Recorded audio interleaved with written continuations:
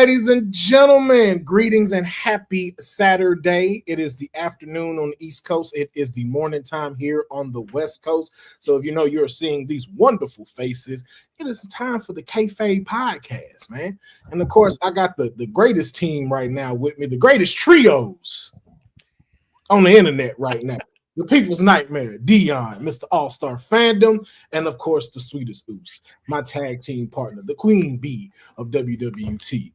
Miss Wrestling with Honey is also here in the building with us. And shout out to everybody that is going to be jumping in the chat. Please make sure to throw your comments in because we got a lot to talk about today. We got predictions because it is a packed day of wrestling. AEW Grand Slam, NXT Vengeance Day are going head to head, okay? Max, Peacock, multiple screens. We got so much that we got to try to watch today, but we also, like I said, got a lot to talk about. And I want to start, of course, with the biggest news of the week. The main events are set for WrestleMania. Let's talk about first the men's Royal Rumble winner, the main event. Jey Uso has selected Gunther. Oh, excuse. Hold on. You gotta play it. You gotta play it. Only one says it. That's says not how we say it. Gunther, the ring general, Gunther. Gunther. Gunther And piss me off with Gunther. Gunther will be going head to head for the World Heavyweight title. Now, here's my first question, and I'm gonna throw it to you, honey, being the Gunther representative. This is supposed to be the main event of WrestleMania.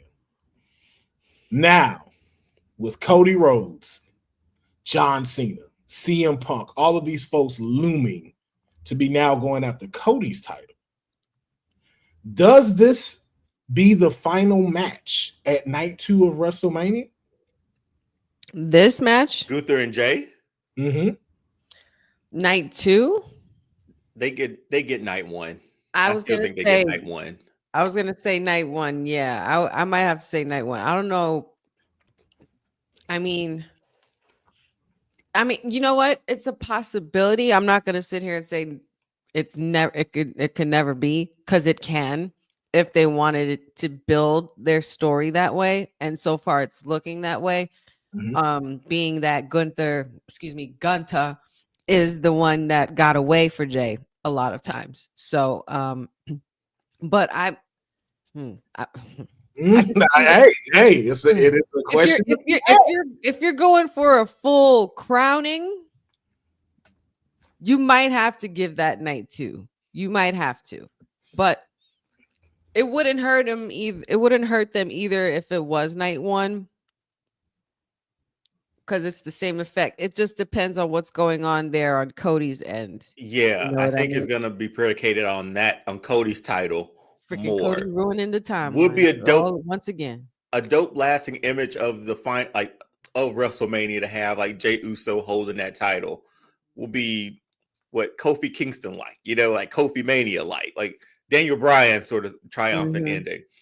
I think that's pretty dope if he could get that night, but we don't know what's happening with Cody's title, man. Like all those names you just named could all be in that main event slide. And there's so much. We'll love to see probably the women close one night, possibly too. So then let me ponder this to you. I'm gonna go to another slide, and we're gonna talk about the Elimination Chamber. So we know there's one slot left, and if y'all can let me know, because I may not have known. I know the last slot for the women is either gonna be Raquel or Roxanne, more Roxanne. But have they said who's the last men's qualifier match is? That I'm not sure. Okay, so then for now, we will go off of the picture we see. With these men within the Elimination Chamber, and that's Damian Priest, Logan Paul, Drew McIntyre, John Cena, CM Punk. I have to ask, does any of them win? Sorry to cut you off. Sorry. That's right. Thank you, Bozy. Yes, no, because that's what I want to know. And then the potential of Seth Rollins or Finn Balor, which is very tricky because of what Finn Balor is doing right now. It's a lot of stuff for him to go into that chamber outside of just Seth Rollins. But do any of them give more of a captivating closing moment of night 2 bigger than Jay winning the title? John Cena winning. That's the only trump card for me. Like CM Punk finally main event of WrestleMania, sure. Seth Rollins has had multiple WrestleMania moments. McIntyre had his last year, even though it was short-lived. But there's no Cena wins that thing at night 2. We're going to be showing that every year, and we get a Cena title run for the rest of the year probably. So that could be that's the only person I think on that picture right there that would deserve that night 2 fireworks display from Las Vegas. So, honey, thoughts? Man, Seth and Finn is the next and final qualifier because there's one slot left. It's so tricky with those two because with Seth, you have the whole thing with him and Roman lingering around. Or you can go in the direction of Finn Balor, where you continue something going on with Dirty Dom, and he betrays Finn, and Finn doesn't make it to Elimination Chamber. So it's like both of these guys have big stories that they could work around with not making it to Chamber, or with if they do make it to Chamber. Damn. That's what I'm saying. So that's the question. What do you want to see more in WrestleMania? Yeetamania or 17th reign? Oh, come on. 17th, man. Does he need it? Not that he doesn't need it. I'd be okay if it was night 1. But I think you solidified more if he went night 1. I think Yeetamania would be so much bigger for night 2 with everything that they've done.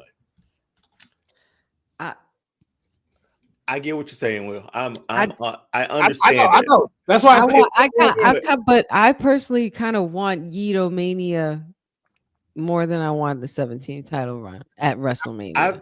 We don't necessarily need him to win it at WrestleMania. This is the only reason I'm more invested in the Cena ending it, is because he sat at that press conference and said, "Yeah, I'm going to go for it." If we were just still speculating that he could possibly be we always speculate, right? But if he never came out and said, "This is what I'm going to do," he pulled rank. I'm in the Elimination Chamber. I deserve it. He's making a run for it. That's a great story. He and Jay got great stories as Jay's trying to hunt down his first, and Cena's trying to hunt down the record-breaking 17th. Last. Like that's, man. Night 1, one night 2. I don't know, man. Like both of those ending the nights for me would be great. But Cena's 17, man, that's wild. As much as I want it to happen, and now I have to go into my realistic Randy hat. What's gonna sell more tickets is gonna be John and Cody, the two biggest baby faces probably of all time for WWE. I agree. With the WWE title, that is gonna sell more tickets. Jay is gonna sell more to us. John Cena is gonna sell to the world. And that's why most likely they are going to get night 2. And like you said, Jay and Gunther will close out night 1. Yeah. I mean, and I know we talk about like, because you need night 2 to be good. And then that's when you have the final boss come in and ruin the timeline, I would love that. I would love that. Because I would love the one two more biggest baby faces, and then the Rock. Yo, give me Rock versus Cena at Survivor Series, and The Rock retires. They both retire. Retires where it all started. Yep. I would not mind that. Here's a quick question, and I don't want to get us off topic too much. This year's build compared to last year's build. Just take February of last year, how we felt going into Mania, in the February present day now. Last year was so good. Last year was on fire. Last year was like out of this world. Like fire. It was something like we didn't expect, we didn't know. This year, I'm hoping they kick it into gear after we get through Elimination Chamber, because The Rock coming back as a final boss, like the slap, him coming back at Bad Blood, nothing. And now I guess scheduling and stuff possibly is involved. But man, can they capture that same sort of magic this year leading up to Mania? I think they capture it even more, because you got to think about it. We only had the final boss come back. You got all stars in this now. Like, you got Cena, you got CM Punk. You're right. The women are as big as they've ever been. So I think that we are on the cusp of something great. Like, think about it. Trish Stratus is back.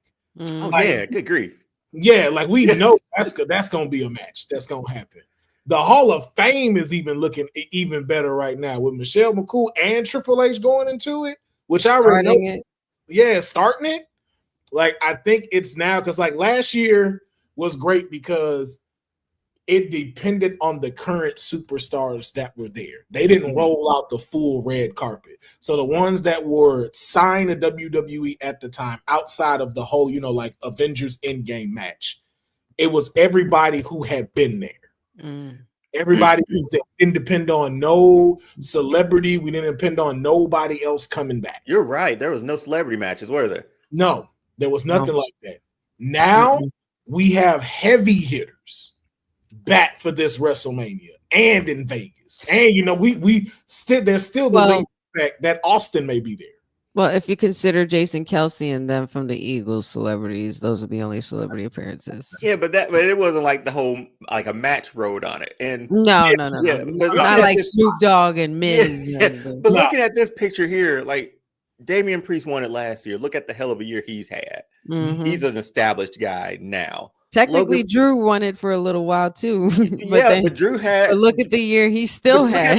Look at the year he had. He had the hottest feud of the year, pretty much, with a guy who couldn't wrestle until October. Like, that was the wildest thing. He had it for a little bit. My man went like this, and then it was over. That was about as quick as it was.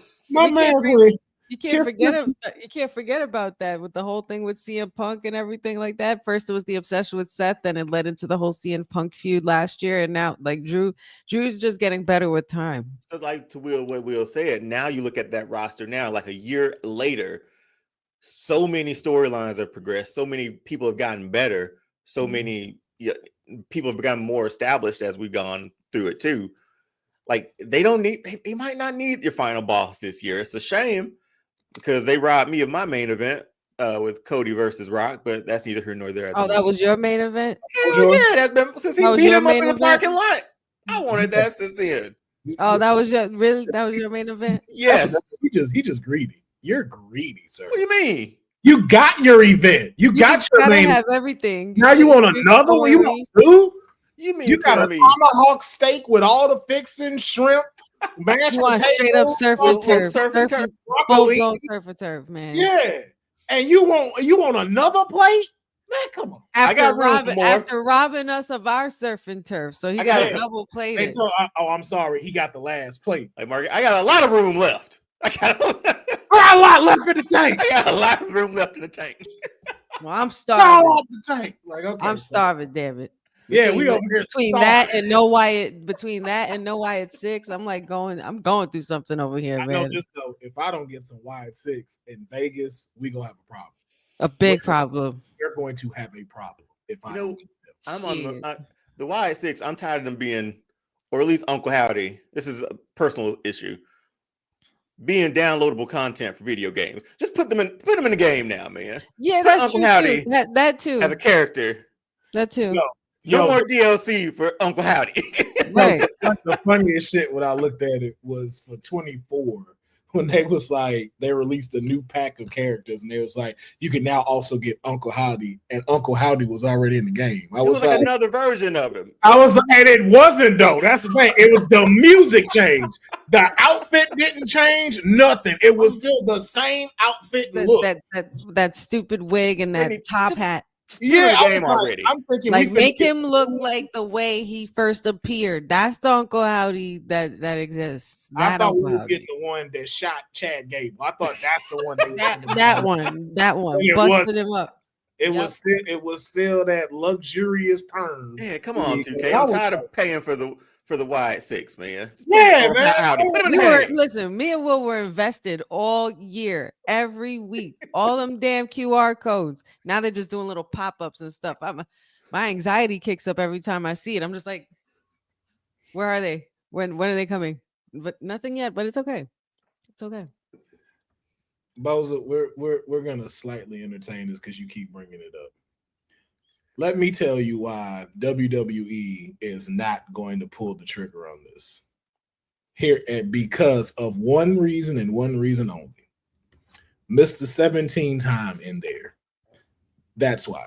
Now, what's gonna happen is Elimination Chamber is gonna set up Logan's WrestleMania match, which most likely might either be CM Punk or Drew McIntyre.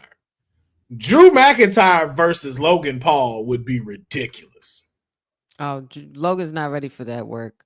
But Drew's gonna give him that business. But that's the thing.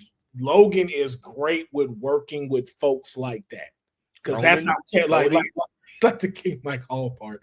McIntyre is just KO with muscles, which is but if you think about it, look at Logan and KO's match. Like, Logan knows what to work with those folks that still kind of have that undertone of, you're a media star coming into our business. So yeah, I'm gonna give you your chops. You're gonna get your stuff. You're gonna get your dues paid going through me, and I can see them wanting to do that with McIntyre. Mm-hmm. Now, King Michael, I know you say don't nobody want to see Logan at Mania. I concur. I agree. I'm gonna have to disagree. I enjoy his matches, man. Like, I do. His matches suck. Listen. I will say this. If his matches were bad, we'd have a problem. I will say this. He has phenomenal matches. He does. He has phenomenal matches. Mm-hmm. And he was definitely, Councilman said it, he was definitely been listening to us about that finisher or flop shit, because whatever he did that a couple of weeks ago, Monday Night Raw, do that. Like this past week, do that. Continue to do that, and that match was excellent. But look who they put him in the ring with: Rey Mysterio, Miz, Roman, Cody. Like, he hasn't had like a match. LA Knight. Cody Rhodes. He's been top tier since he came in, learning on the learning tree of like all these other people. You watch that Roman match, you think Roman was gonna lose that match. Roman sold everything so well, but he's in there with great talent, that can protect him. You know damn well Roman wasn't gonna lose that. But look at go back and look at that match though. Roman was like at death's doorstep. Like, he was right there. He was. Whoa. But he was, but you knew it wasn't going to happen. One foot in the grave, one on a banana peel. How about that? Was he in the graveyard? Sure. But had the plot been dug up? Absolutely not. Our tribal chief, never. Absolutely not. He made you believe it, though. He made me believe that Logan Paul should actually be there. Okay, I'll take that. Yeah, that's what it is. Because let's think about it. It was to see if he belonged. That was his audition. Roman Reigns didn't even kick in the Super Saiyan 2 on that match. He's like, yo, I barely turned gold on you. I went KO 10 at best. Like, I didn't even go Super Saiyan 1 on you. Like, I gave you to work. But always remember, don't make me kick it in.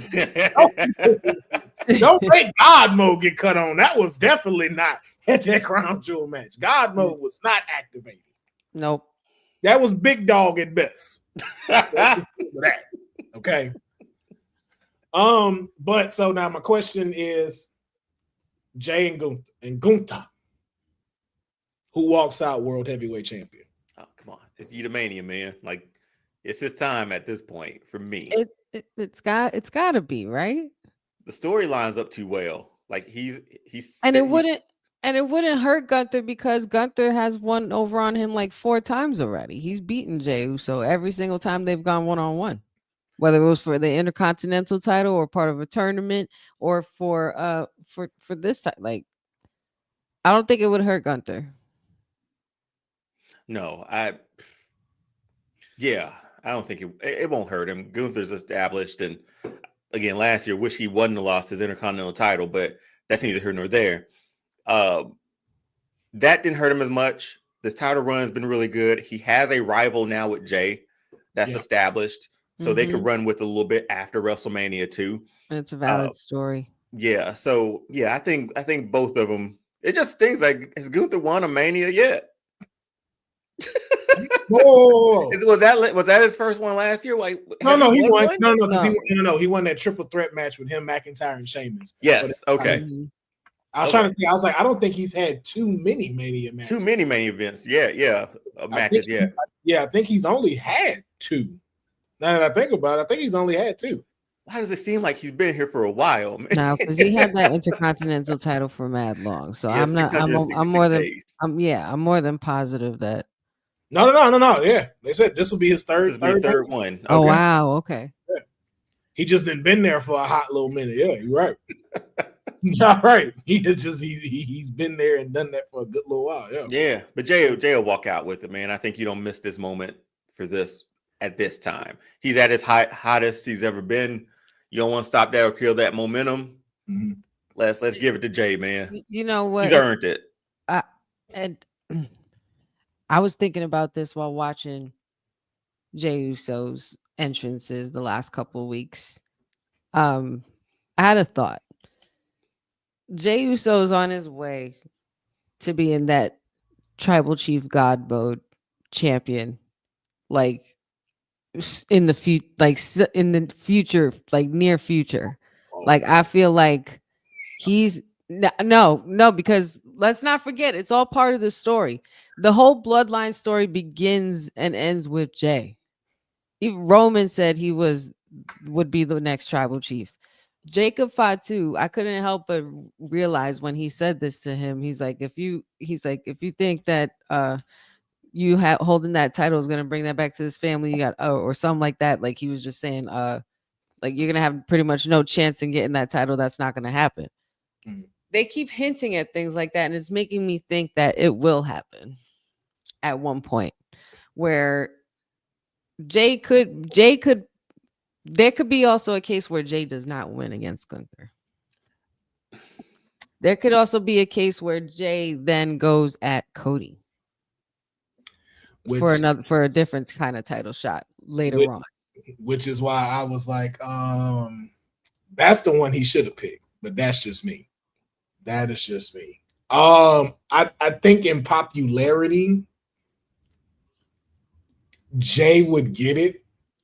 Just because now we got to see a different side of Gunther, but it also makes me think, and we'll have this on another episode just to kind of like create the timeline of it. But it makes me wonder of what the next set of matches would be for Jey moving into as the world heavyweight champion. Because to Honey's point, had he won the WWE championship, now you got this third chapter of the bloodline story, and this is now Jey going through all of the bloodline. This is Jey going through Solo, going through Jacob, defending this title, showing like, nah, man, like I'm the tribal chief. Like imagine one of the elders from the Anoa'i family giving him the Ula Fala, and then right after that, Roman comes out. Now we got Roman versus Jey. And eventually it could lead to Rock versus Jey, because here's the thing. I don't think we're ever gonna get that. That's the thing. I don't think we're ever gonna get that. So weeks ago we talked about this bloodline story pretty much being done. Have we pivoted and looked to see like, okay, Roman's part is done with this, at least for now. Now does Jey have to carry the weight of this storyline? Him and Jimmy? It's now told from a different POV. So Okay. we got the bloodline story through Roman's eyes. Like now, this new bloodline story is through Jay's eyes. Mhm. And Big Jim. Don't forget Big Jim. And there's Jim, but and now we're also Like Big Jim. looking at things from a new lens. Now we're looking at it from now the Timu bloodline perspective, Big in the Big, perspective of Jacob. Big Jim is Falcon from Captain America at best. Okay, We're not gonna Funny- say okay, Jim. funny. No. Falcon was great. What you like? Falcon was great, but well, are we gonna be like, all right? It's time for Jimmy to be the main star of the story. Okay, Yeah. I'm hearing some underlying tones about a movie that just came out. Oh yeah, I can't wait to talk my shit about Captain America. Ooh, I can't wait to talk my shit. Oh boy. I cannot wait. But we're not gonna go on that side quest right now because we definitely got to keep it moving. So we've talked about the first Royal Rumble winner. Let's talk about the next one. Charlotte Hogan showed up on SmackDown after my client went through a gruesome match with Nia Jax. First of all, shout out to Nia Jax because whatever you want to say about her, whether it be positive or negative, one thing you definitely got to do is give Nia Jax her respect because she has made a complete 360 as a WWE superstar. And it's just always refreshing to see her on screen. And I just even like the fact of seeing that she's happy. You can tell she's having fun. She's having fun. She knows what she's supposed to be doing, and you can tell it is definitely not weighing on her anymore. And I am enjoying it. But my client survives with the help of Trish Stratus as well, too. Shout out to 25 years of Stratisfaction. And after the match ends, Charlotte Hogan comes out, lets everybody knows that she has chose to get on Tiffy time, as she will be challenging Tiffany Stratton for the WWE Women's Championship at WrestleMania. Yep. Now, I just want to ask the biggest question. Is my client getting buried in Vegas? Or are we seeing a new side of Charlotte after being gone for a year? And does she put over the new talent? Honey, I'll let you take it. I want you and really just think of her history. Think of all of this. Because everything, if we're being honest, everything is in Charlotte's hands. Yeah.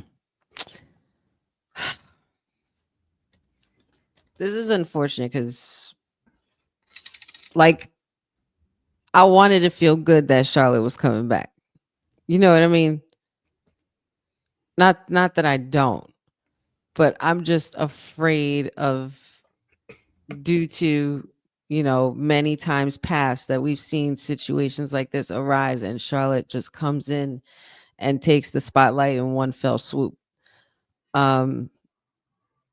We've expressed our frustration that night when we saw her win. She had the pyro entrance, the long walk down the aisle and everything. So it kind of seemed obvious that she was going to go on this task, on this route. But I don't think I think Tiffy time can survive Charlotte Flair, though.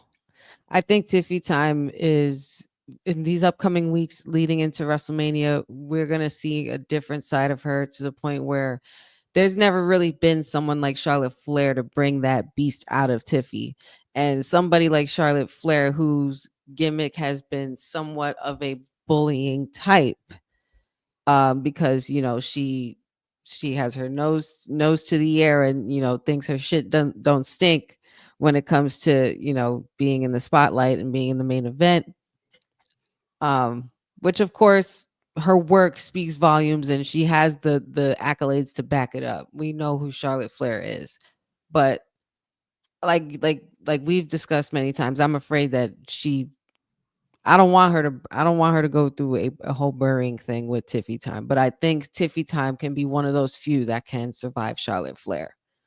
and she will be able to bounce back, and we'll be able to see a sassier side of Tiffy that we haven't seen since like NXT. Yeah, I think this is like a time to like, yeah, Charlotte. There's always that thought in the air, like, oh crap, she might not lay down for and take the 3 for Tiffany, but this seems to be a match that probably will establish Tiffany as that world champ, as that WWE champion for the company. I don't think Charlotte will Hogan her. I don't on this one, just because I think things are a little bit different from management perspective and with Triple H there at the helm too. Granted, she's one of Triple H's 4 horsewomen, but there's more matches in front of Tiffany than there are in front of Charlotte, I feel, at the moment. And Charlotte's had a great run. You would get a really good win for Tiffany at WrestleMania. Granted, this would be another WrestleMania loss for Charlotte, but does it hurt her? No. So, but I think it definitely cut Tiffany off at the knees if she were to like just drop this belt right after that. All the build up with the Money in the Bank, the pink briefcase, all that stuff. The stuff with Nia Jax was all for nothing. If she just loses this title to Charlotte in the WrestleMania. So I do think it's just like hopefully a passing of a torch sort of thing, but we'll wait and see. But I'm optimistic that Tiffany will walk out of there with it. I have a question for you guys. Instead of going, because sometimes in our minds, like we always go to the when certain situations arise, we're either worrying about it or we are focused on it so we can take care of it, right? Instead of worrying about the fact that this is a burying job right here, what if this is raising another question? Because I believe that the real question here is, because everybody, Charlotte Flair this, Charlotte Flair that. Can Charlotte keep up with Tiffy time? So I can answer that question in what I was going to state with the original question. No. And the problem about this is the elements that are here. One, Charlotte Flair is addicted to titles. And there's nothing wrong with that, but if we're being honest, Charlotte has never been the WWE Women's Champion. She's been the Divas Champion. She's been the NXT Champion. She's been the Raw and SmackDown Champion. But that clear-cut WWE Women's Champion, she has never been. And that is something that I know she wants to hold, as well as the Women's World title.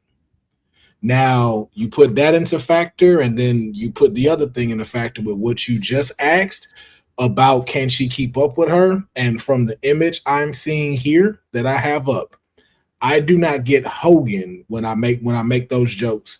What I now see is a potential Fabulous Moolah and Wendy Richter situation. Oh, baby, the first original screw job. Because yes, in every way, as Tiffany said to her, yes, this is Charlotte 2.0. This is what was built in the lab. This one is better than you. This one is more creative than you. And the only thing she is missing is time, which is going to make her even stronger. You can look at this image and tell. Charlotte's face knows it. That her time, just as John Cena used to say, that sun is not at 12 o'clock anymore. Sure. We're now going into where the sun is getting ready to set. I'm not saying it's about to set on Charlotte like that. It may be at 2 o'clock right now. But she is definitely past prime Charlotte. And with this new version of you sitting in front of you, that's a lot to take on to a person. That is a lot for a person to have to take in to say, hey, I'm now getting to that point to where I have to start putting the next generation over because I'm no longer the now. Mm-hmm. I'm into the forever part. And eventually we'll go into the then. There's a lot of elements here of us to see what Charlotte Flair character is going to entail. And I think this is going to let us know all the talk we've had about her being like this, not putting people over, going in for herself. This is the defining moment that lets us know if that is true. So I think, my bad, go ahead, Deonne. Oh, no. Bozo brought something up and just jogged my memory with another thought. Charlotte's not like Bianca. Bianca has had titles, right? And she hasn't had titles, but she's still been relevant without it. We don't know what Charlotte is without a title, is at least what's going on in my mind. She's always had one. She's always in contention for one. She's never had like a lengthy run without one, right? So yeah, like the title is her full-on identity as that character. It would be great if we got more character work from her where there wasn't a title involved. Like that entire time Roman had them all. Seth Rollins built that character, right? Drew McIntyre built a character that wasn't surrounded by championships. I think that's been sort of a bit of a disservice to her too, because they keep putting her in these matches too. And she obviously got the weight to move that needle too, but I don't know her without a title. Divas NXT title, Divas title, like she's held them all and been in contention for them all the time. I think that's what I don't know what else she does if not chase titles, which isn't a bad thing in a company of championships, but who is Charlotte Flair really if she doesn't have a title? I think that's a good story to sort of go in because she can't get that title back. Let's do that run. Like, let's make her a loser. let's make her a loser. A Charlotte with nothing to lose would be like almost kind of what we're gonna see with Trick Williams. Yeah, but the difference in Trick Williams is Trick Williams still has a journey to go through. It's difficult to teach an old dog new tricks. Tell me about it. And so with you spending majority of your career, you're a 14-time champion. And like we said, that prime Charlotte, we're past that now. So it's like, what do you do? How does she look in putting others over, elevating the business, not outside of just holding it as the champion? Because it's different when you're being chased. It's different when you're not even in the chase at all. It's Bayley, pretty much. It's Bayley the last like year or two. But Bayley had a great strategy for her to do because her characters, the swap is what helped her make the leap. Going from the ribbon and the hugger to the new one, that gave her a new purpose. That gave her a new outlook on how to go. But we also know too, Bayley puts people over. Exactly. Yeah. Even from we know she's not a fan of her, but even from a Mercedes Moné point, Mercedes Moné, even in her thirst for title runs, she still knows how to put people over. I've never seen her bury anybody. Same thing with Becky. Becky went through so many transitions because originally they didn't even think she was going to make it. Nope. And then to now keep going to the man, big time Beck, she was able to keep changing. Even again, Mercedes Moné, the blueprint from the boss to the blueprint to the CEO. She was able to consistently elevate. Charlotte Flair has just this. You think Becky throws Nia a few dollars every now and then from merchandise? Because if not for busting her face open like that, I don't know if the man becomes. We would never get them. We would never have the man. I gotta take her to dinner like every year, do something. I don't know. I already said she's the man that made the man. She's the best horsewoman. I don't care. I was just saying, I gotta break Nia off, man. Thanks for busting my face. This face open. But yeah, you had to take that. And so if it wasn't for Nia not giving a shit, not really being fully into the business, y'all would not be on the trajectory y'all are in now. So it's just always crazy to see. But for Charlotte, this is a lot to put on her plate. And that's the thing, and too, of like, I don't want it to seem like I'm shitting on her, are disrespecting what she's done. I'm just now looking at it from a psychological standpoint. This is as big of a match for her as it is for Tiffy. Because this is, what does your next phase look like? If you're not in the title picture, if you're not holding a title, what happens? What does it look like? If you're not the main event, if you're not the star, if you're not the queen, what does that look like for you? Man, that's tough. I mean, if you got to put her with another titles, I mean, we got a U.S. title and Intercontinental title.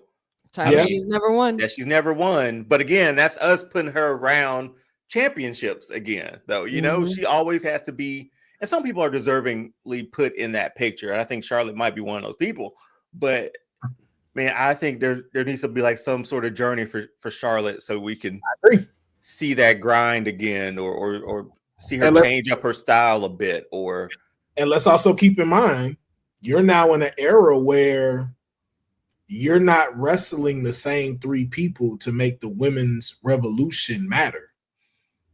All this talent that you have under WWE, you need to find your place in this. Like, you need to fall in somewhere where you might be able to fit in, find a storyline, find some chemistry, somebody you could work with, and there's lots of them.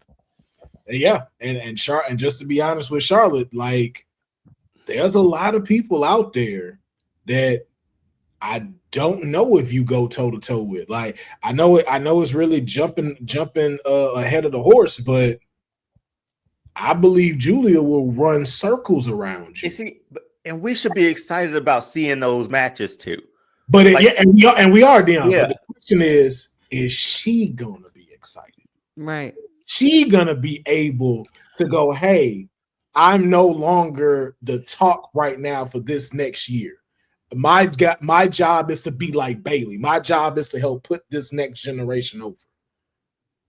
Am I capable of doing that?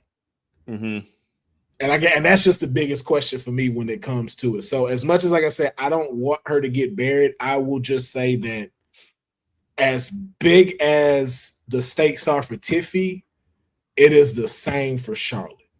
And Charlotte has a lot to think about in how she makes this match go. And I just hope that she will make the right decision, not just for my client, but also for herself, because I don't give a shit what nobody says. Y'all can not like her. Y'all can talk down on her. Listen, Charlotte is a 14-time champion. I know she may not have the greatest title reigns, but hey, for myself, I'm putting respect on this woman's name. She was great. She's still, to me, she's still one of the best. Yeah. I don't want to see that type of shining star burn out too soon because of the weight that is being put on her. But now I will ask, because we do got to keep it pushing. we stuck on this so much. Damn. I just realized. Women's Elimination Chamber. We got one more match, Raquel versus Roxanne, and all I know is this. Don't nobody want Raquel in the Elimination Chamber. Man, you already know. But it makes the story work, right? Listen, we already got tag team in there. I don't need the rest of this story. Okay. I saw SmackDown already where they showed Liv and Raquel walking off. Listen, don't y'all screw my client over, all right? Man, I need my Alexa and Roxanne face off, man. Come on, man. I need Pop Rock City everywhere. Everywhere. Off the glass top, off the top of the glass. Somebody's getting a Pop Rocks off of one of the. But what helps so much too is that Roxanne has beef with Bayley, too. So we got that going. We got, I don't know, man. Okay. Because the thing is, I don't need the tag team beef in the Elimination Chamber. One, because I'm just being honest. I don't think both Naomi and Bianca should be in the chamber. And just Just to be fair, I would have took both of them out because they're the tag team champions. We've done this before. We did it. What they did it the whole time with King of the Ring and all that shit. I hate when they do this. Yeah, and I'm like, I don't think it's fair that they're in there. I think that definitely could have went to two other people. And just like how I agree with one of our guys in our WWT chat, Jacob, I don't think the women, the mid-card title champions need to be in qualifying matches. I don't think that needed. So many other people could have happened. I would have loved to seen Naomi versus BFAB and BFAB get a shot. Something like, or and even two, as much fun as I make her, this would have been perfect for the boat to be in. We in Canada, or even Io Sky. If Io Sky. Yeah, there's so many others, but here's where we are. So, and we know one of these will face Mommy at the end. Man, they've been sitting on this match for so long. I don't ever think it's gonna happen. Why haven't her and Bianca feuded like heavy yet? But now they're both baby faces, so I don't think we get that either. So, well, here's the thing. Depending on how this story goes, I don't think we'll get it at Mania. But depending on how this story goes, because I don't think Liv and Raquel did it. If you watch SmackDown, they showed the footage of what happened with Jade, like we still care. And we saw Liv and Raquel walking off. Now, this was not showing the attack. This was showing after Jade was getting put into the ambulance. And so, again, I don't think it had anything to do with them. I think because, again, they were scheduled to be at SmackDown that night. Yep. So they could have just been passing by. But this could be where Bianca makes that turn. I'm saying that if there's any time for the heel change, the heel turn, is right now. Because just think about it. She has a lot to be able to say to do that. Imagine that, and she has a lot of promos she can cut and go like, first of all, I didn't want to be a tag team champion. I didn't want to have to carry her with this whole thing of just because of what we look like. Yeah, I'm with that one. What if she? What if Jade tripped? Yo, that'd be way better if we had a suspect. She finally came out. No, one of my heels popped off. No, absolutely. I'd be in tears. I'd be crying. I'd be like, no one to take absolutely not. We went all this way just for that. Hell no. So we're. This was personal. Yeah, somebody she knew got too close enough to make a move, and that's what happened. Yeah, her heel. Are we ready for it? You wasn't ready for it. Her heel came. This what you gonna do? Wait till it's the heel's fault. But you can see like Bianca got a lot to where she can say that I didn't ask for this, I didn't want this. They put this on me, they threw her on me. And they wanted me to give her through the ropes. I didn't want to do any of that stuff. I am the best. I am the EST. I lost my championship from EO and never got a chance to get it back. And got forced to have to take care of two other people. Man, you can see that happening. I can see it. But while they're tag team champions doesn't make sense. It did for Bianca, yeah. Like, imagine Bianca dropped the belt. Like, oh, I don't need this. I didn't need this, nor did I want it. Or screw Naomi over and have Liv and Raquel win it. But again, none of this has to do with Mania. So we're not going to see any of this right now because none of that is. We don't have enough time to get to Mania. We don't, do we? No. Mm-hmm. So my question is, with who's in here, and we're just going to put Roxanne in that blank part. Right. Who is the best fit to face Mommy currently? Man. With current storylines and all, who's the best fit?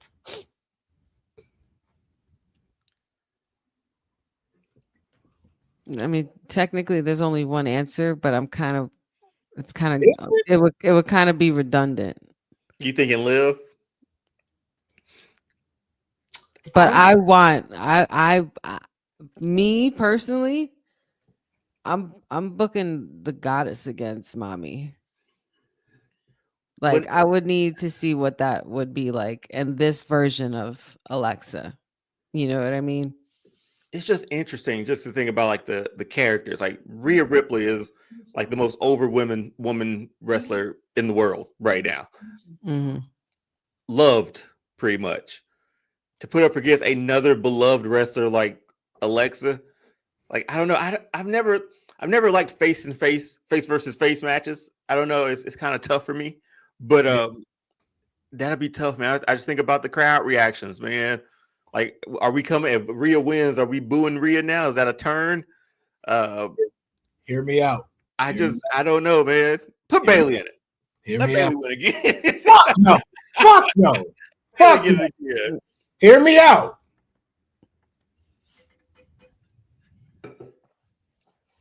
Roxanne versus mommy. That's the only one that might work. That's the only one that's gonna work. Like you just said, Liv. Thank you, Pat, you for letting people know. Yes. Make sure y'all like this video. If you're watching this, make sure if you're on YouTube, you like this video. Please subscribe to the channel so that way y'all stay up to date when these things are dropping. And share the video. Share it. Go tell people, hey, y'all like wrestling? Come check out this dope podcast where we talking the realness. Come jump in the comments with us. But yeah, Bailey had her moment last year. Why are we repeating it? No. Naomi, Bianca, we most likely y'all gonna need to defend them titles. If y'all not gonna drop them before Mania, you need to defend them titles. That's where the turn happens. Yeah. So there's no reason for this. Happens after they lose. Mm-hmm. And it's most likely gonna be between Liv and Raquel, since that's what y'all showed us with this stuff. So your only two real candidates left is Alexa and Roxanne. Again, unless you just want to be redundant and do Liv, which again makes no sense. Again, no one wants that. We've seen it enough. We've seen it enough. Yeah, it's like, yo, don't revive this. Don't do this again. Or hear me out. Liv does win. Finn also is the one that moves on into the chamber and could possibly win because he's on a road to redemption. Liv loses her shot against mommy, and that's where you have the whole Judgment Day breakup by Mania, or just before that. Yeah, but I don't think it's not a strong enough story for it's me. not. Yeah, I don't think it's as strong as a year ago, maybe. Like that's why the cash in worked for Damian last year. Yeah. Because right now, to me, y'all they're all gonna turn on Finn. Dom's on his way to becoming a leader of a faction. But that's the thing. Like, it's already there. They just so good. Yeah, they already broke up. They just don't know it yet. They don't know it yet. We already you need to see when they shoot where the divide is. We already see the split. Because y'all stand and where y'all factions are gonna go. I know we got storyline, but I thought about this because I said I don't like face versus face matches. Austin Rock 17 was pretty face versus face, but minus the outcome of that. You could do that with Bianca and Rhea. If we're talking marquee for Mania, their faces are already up around the city already. Mm-hmm. You put them in a match together, you could close the show with that. But again, you got the women's tag titles. You already got them in a feud with Liv and Raquel. We could drop them before we can get. No, there's nothing between Mania. No, and the only other one is Roadblock for NXT, and that's it. No Great Balls of Fire this year. No Great Balls of Fire this year. Or Unforgiven. I remember Unforgiven used to happen between these times. Nope, no, none of that. No, none of that. We are after Elimination Chamber. It is just March. Then we hitting the road to WrestleMania. So it's just, again, it's one of those, like, it's a catch-22 with it. And it's like, do you, as much as, and even the King Mike's Hall point of like, who cares if Bianca got 2 titles? It's like, yeah, that's cool. That's another match. That's no match. And again, it's that, and because of the fact y'all kept them apart so long, you don't want to rush it. You don't want to rush Bianca versus Rhea. Not like this. Like, not this tight of a window. You're right. And then technically, Bianca's on SmackDown. She's not on Raw. So there's that too. So there's always that. So that's why I say the only two I see is Roxanne or Alexa. But I feel like we're gonna get the safe bet, and they're gonna give it to Bailey. Oh, really? Yeah, I think they're gonna. Even after all that, after all that, you're like, That was underwhelming. yeah, baby. Because if you think about it, remember what we said: what we're trying to achieve and what we're trying to push. Yeah, I would love for my client to punch her ticket straight to WrestleMania. Fresh off of NXT to WrestleMania, unheard of.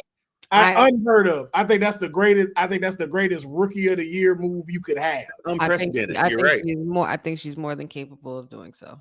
That's I do didn't even too. think about that. I do too.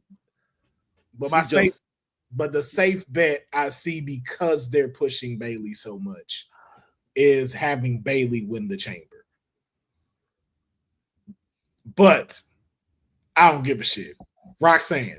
The Pereziacs want to go to WrestleMania. Okay. If she wins, I'm making a Pereziac shirt. I Run wild. I know. I want to be an honorary Pereziac. I mean, you technically already are because you're my tag team partner. Oh, you're right. I know you've been on this for long, but I have a question. Any shot at these being like multi-person matches, like a 3-way or a 4-way, like something like that? The WrestleMania matches for the titles, like, for the titles, like for hell yeah, for the women especially. Okay, because I look at this whole picture, and I'm thinking like, man, everybody has a solid shot and a reason. Mm-hmm. So definitely CM Punk. I ain't gonna lie. I could see a double pin happening at the Elimination Chamber. No. And that's how we get 2 people. No, never mind. You can't do that because only one could win. Only one has to win. Yeah. That would do the whole Shawn Michaels thing, the shoulders. But I'm telling you right now, CM Punk's not going to win. No, CM Punk's not winning. And what's the point of having a favor that you need to call in? Yeah, what is that about? We still okay. That favor is not gonna come into play until WrestleMania. Watch. Yeah. And then that's why I was like, there's so much looming around that, and especially with still Roman in the wind as well. Like that's why I don't see CM Punk winning. Like Roman's coming after Seth. Mm-hmm. Roman's coming after Seth, and that's it. He's coming for blood. That chamber is the most predictable one that we know is going to happen. John Cena is definitely winning that. And not just because it's like, oh, it's John Cena and it's going to be Super Cena or anything like that. It's because of everyone that's in there. Logan is going to screw somebody over. Seth is going to screw somebody over. I hope Logan doesn't screw Cena over. That would be like... I'm calling it now. I think it's going to be Cena and Damian are going to be the last 2 in the chamber.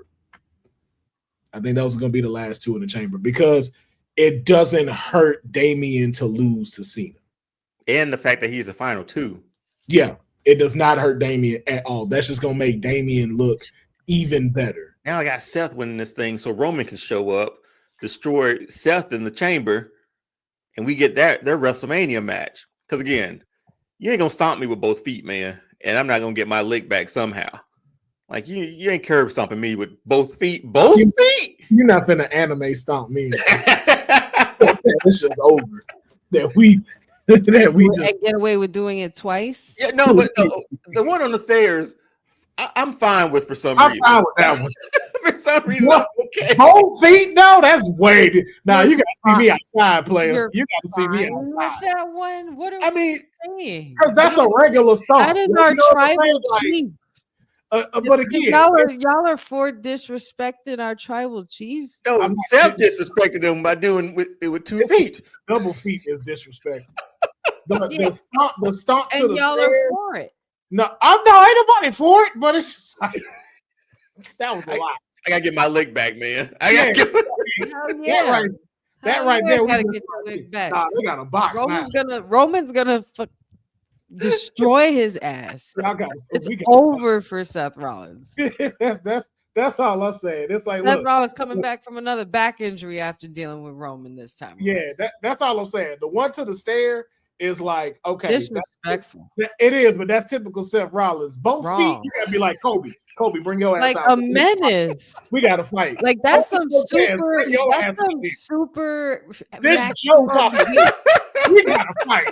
We finna fight. Fuck Like the hatred in those stomps too. It's like that. you have no idea what you are awaking, Sir Seth Rollins. Like, and it sucks because any other time I'd be going for Seth Rollins to win anything, but against Roman, you're not winning this one. But this is gonna be good though. It's like gonna this be is gonna so be like good. they don't It's even gonna be they don't so even have a good. title connected with it, right? And you But got there's- Paul Heyman in the midst of that. But their stories are they've been aligned from day one. They're gonna be tied together for years. But Yo, it's like your little brother jumping on you in the bed. just do it.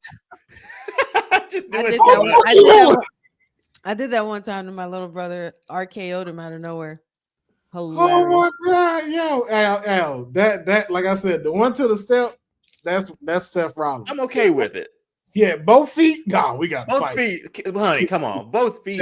Seth, you got to take this. You got to come get this ass whooping now. You in trouble now, son. You in trouble now. But man, okay, but let's keep it pushing. And Roman shouldn't even give him the slow walk down the aisle with the whole one-up entrance. You should just run up in there and start getting his ass up. Yeah, that should not be a wrestling match. That should just be a brawl. Like you want to talk tribal rules, or tribal combat. All count anywhere. Give me an unsanctioned match. Like, yo, hey, listen, this out of our hands. Whatever happened, that's between them. But we might get a last man standing match out or of a Hell in a Cell. And it's been a while since we've seen the Hell in the Cell at Mania. It's been a minute. 2 years ago. Last one was Undertaker and Edge. No, wasn't Finn Balor and Edge in one? That wasn't WrestleMania. That was Hell in the Cell. Was it? How am I thinking? When he got hurt, right? But he and Finn Balor. Okay. Them stitches. I think so. I don't know why I was thinking that was outside at Mania for some reason. Was that Mania? Undertaker and Edge was at SummerSlam. SummerSlam. That's what it was. Wow, I'm seeing a cage with Edge and Finn no, Balor. wasn't it? It was in LA. I think so. Yeah, you're right. I think it was in LA. Okay. Because that's when Edge had the mask on, right? And he took on the demon. That's when Finn came out. Okay. With that purple shit and the spikes on his mask. No. Pleasantly pretentious. Edge and Undertaker did have a Hell in a Cell match. That was when they was in Miami. That's the match. That's the time when Flair and Shawn had the retirement match for Flair. That was in that same one. Lord. But yeah, let's keep it pushing. Brand, like we said, it's head to head today. We got AEW's Grand Slam as well as NXT Vengeance today. And so, of course, because none of us were on our WWT Live, we normally like to give predictions over there the day before we have PLEs air. So since we didn't get a chance to do that because it was Valentine's Day, and Honey Money had to go shut down a restaurant and stuff, but don't pat you and stuff like that. Well deserved as well. So, and Deonne, I wanted to say something, but I didn't know if it was disrespectful. But I saw the pictures you put out, and the first thing I thought was, I was like, boy, Deonne like climbing trees. I see. I was like, I see what you're doing, Deonne. I see what you're doing. I'm Amazon. I say, okay, Deonne. I say, okay. Hey, brother. Hey man, I'm giving my kid a chance, man. I see what you did there, brother. I say, bravo, sir. I see what you're doing. I cannot. I see you out here. I'm giving my kid a shot, man. He said, "I'm getting the NBA player." I want him to be like, post up. I want that and ask for it. Here.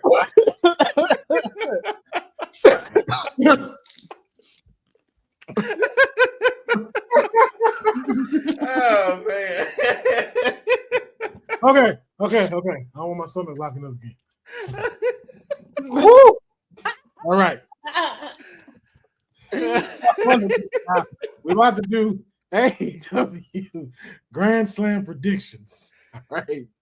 Oh my God. And I'll be honest with you, both cards look incredible today. Like if you just as a wrestling fan, I think you are going to get some quality matches today. Now, again, I'm not entirely sure if they're both taking place at the same time. But again, as I said, if you're a wrestling fan, you're going to enjoy your Saturday. So, first match we have up is Will Ospreay and Kenny Omega versus that name I'm not going to get us canceled. Inosuke Takeshita. What she said, and Kyle Fletcher. Predictions. Honey, who's taking this match?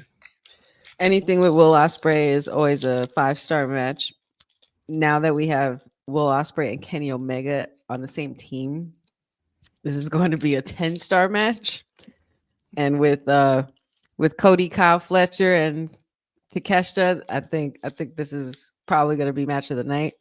But I never bet against Will Ospreay, so I'm not going to start today. Gotcha. Ospreay and Omega.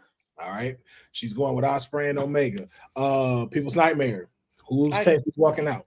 I concur. I mean, this is like an all-time great team, right? Like that's like the faces essentially.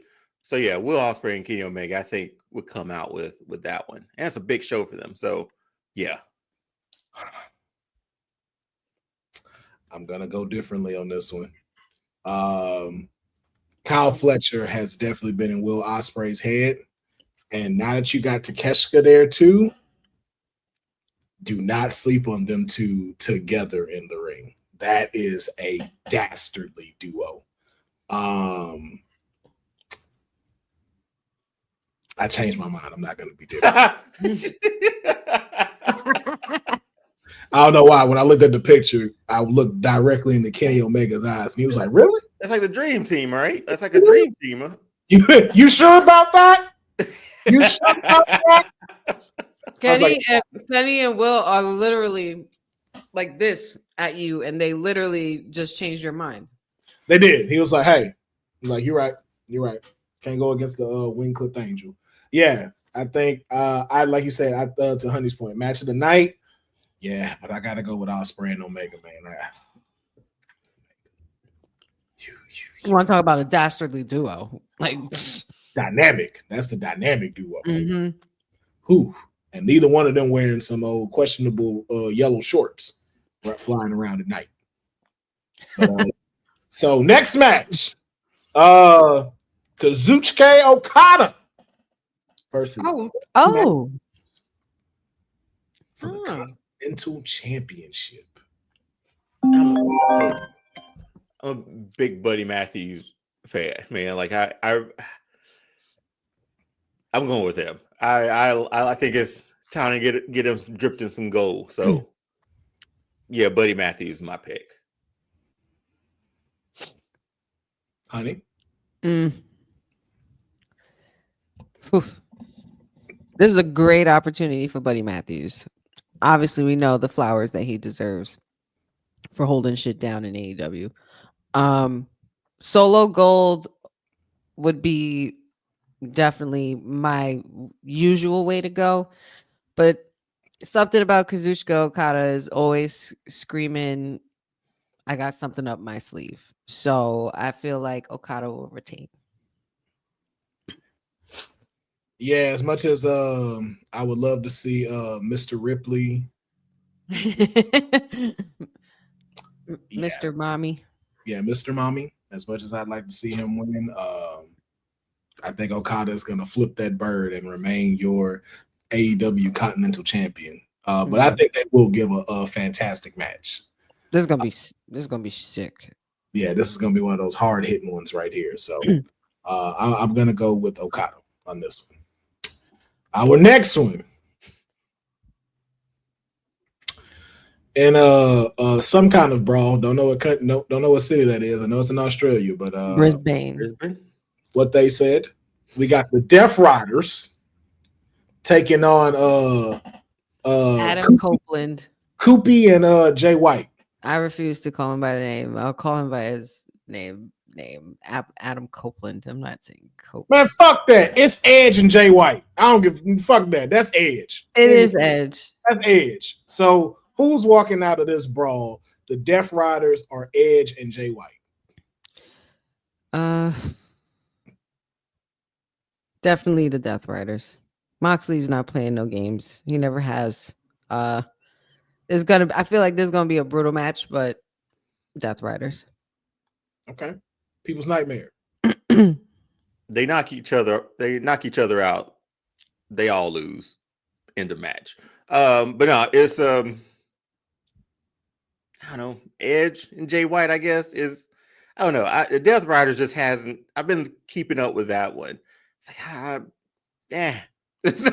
So I know Edge. I'm familiar with his game. That's your favorite Shield member. That's y'all favorite Shield member. Yeah, I mean, like yours too. No, it wasn't. No, he didn't know. No, it was not. No. He was pissed. That's right. No, it was not. This did not equal that. He was way on the bottom. But no, I'll take Edge and Jay White, man. It just, this doesn't. Death Riders don't do it for me.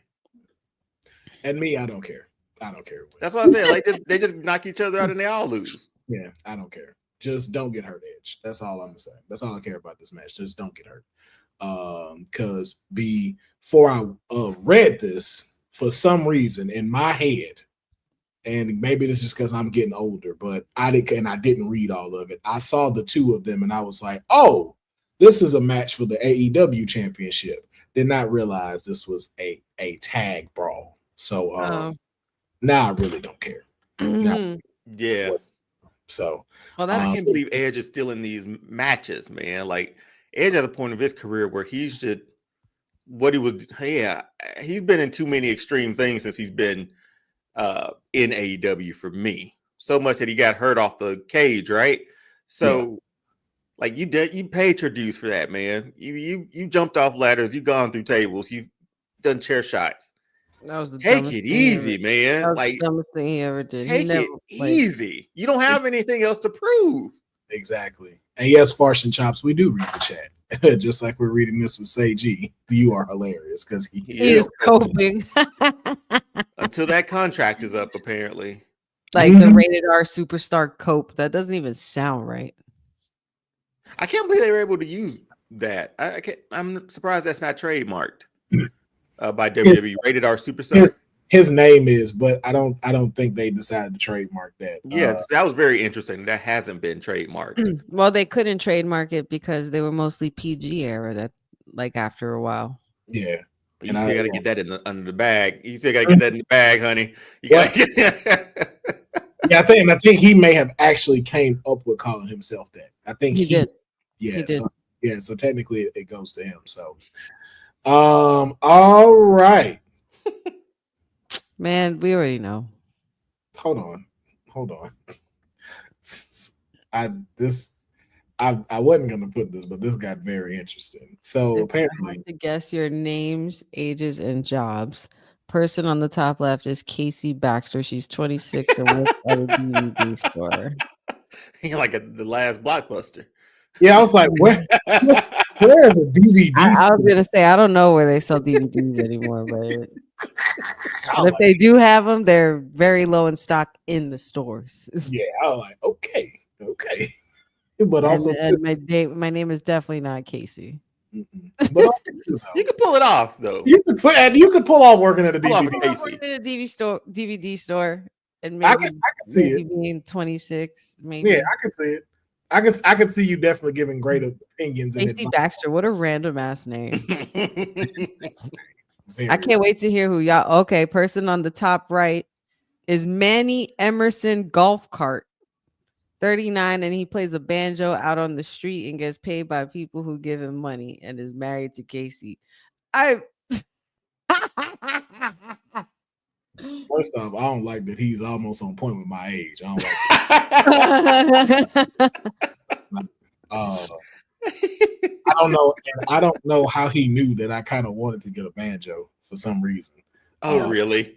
Yeah, because I don't know why. I was Manny, wait, it's the name Manny Emerson Golf Cart. Golf cart. Yeah, that one's. But you know what's funny about him writing this?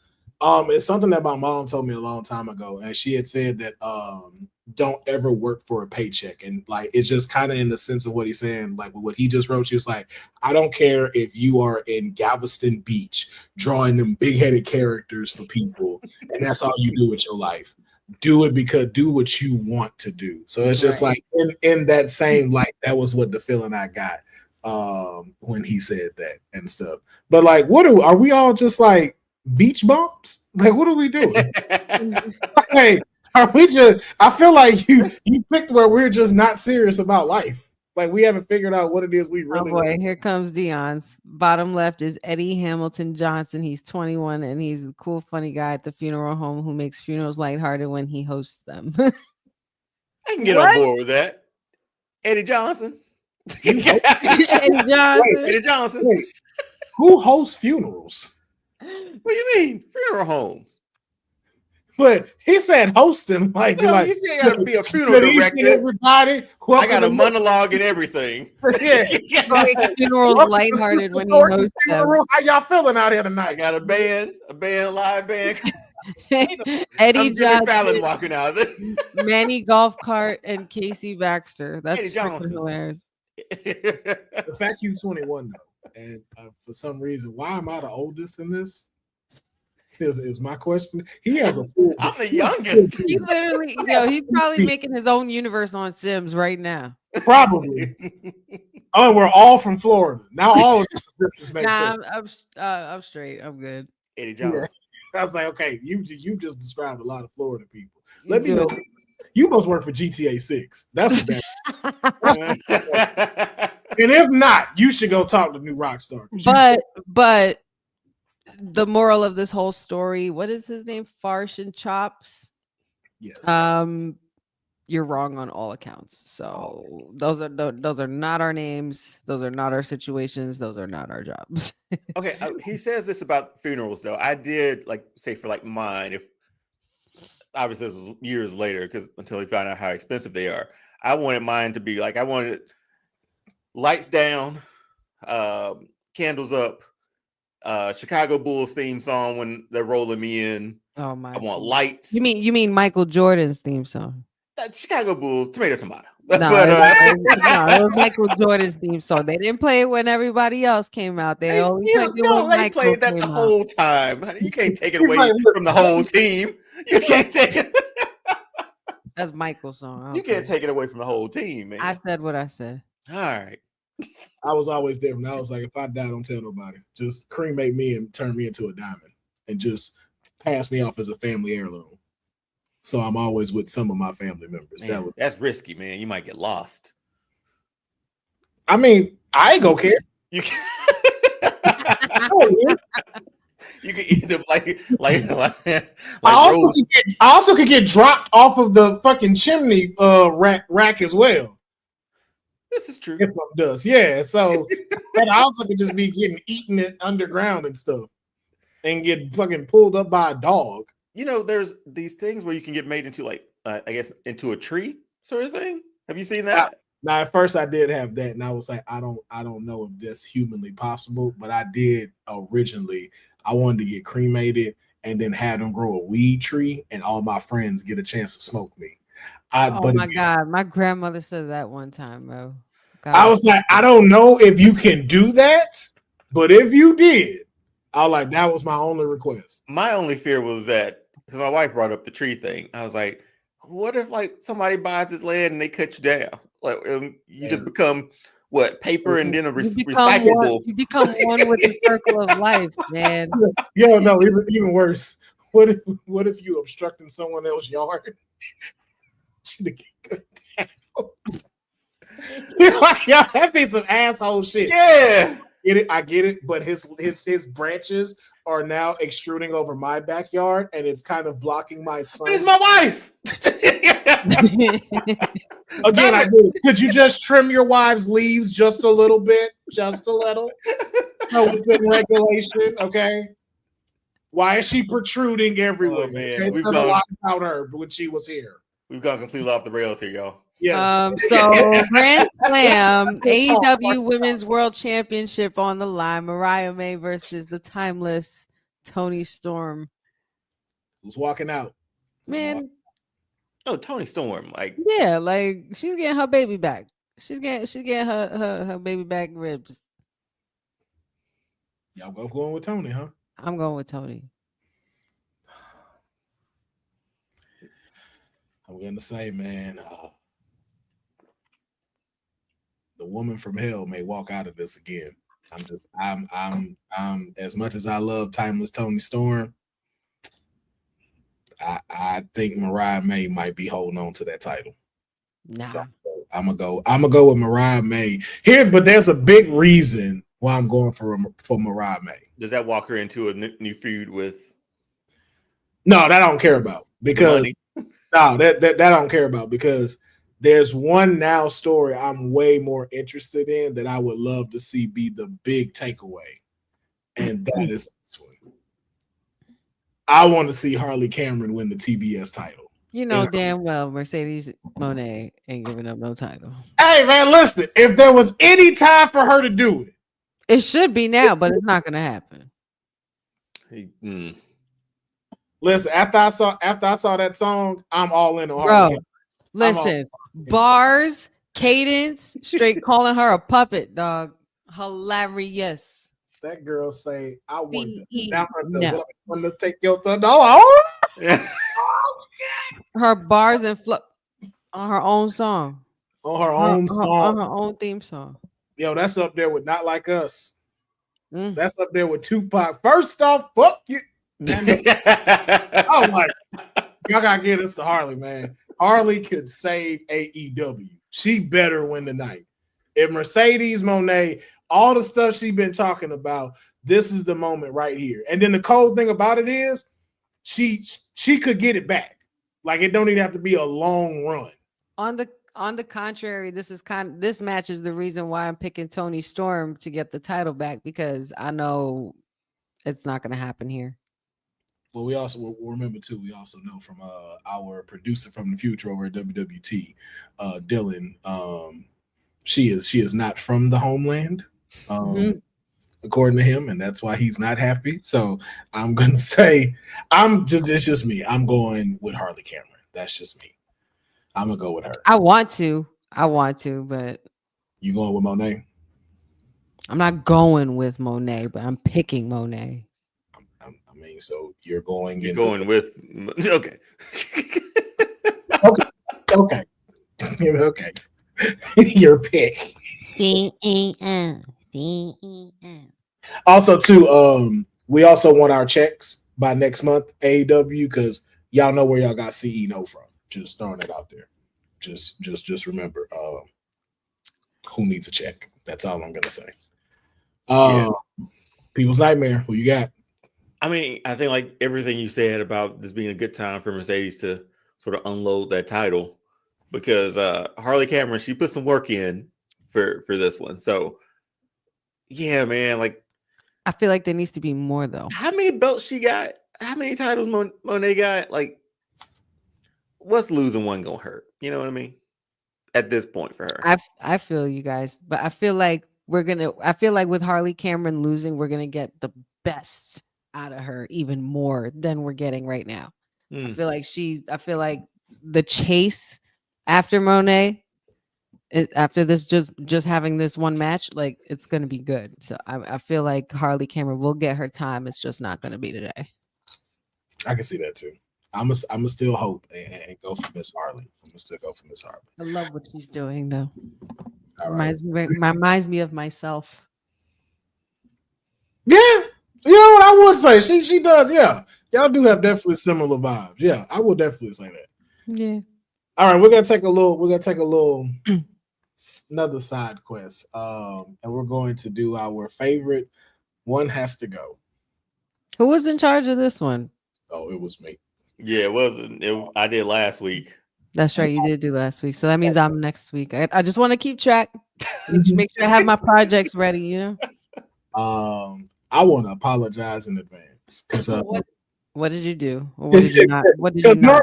normally when y'all tell me I ain't shit, I'll be like, that was not what I was going for. I was definitely going for that in this one. So I just want to apologize in advance because I know Honey is about to throw the biggest fit and is probably going to say she's not going to participate, but she has no choice. Bret Hart's in this. No, it's worse than that. Even you gonna get upset. Councilman, I'm gonna kill you. One has to go. Greatest WrestleMania matches. All right, run down right now. First row, Bret Hart versus Stone Cold Steve Austin, WrestleMania 13.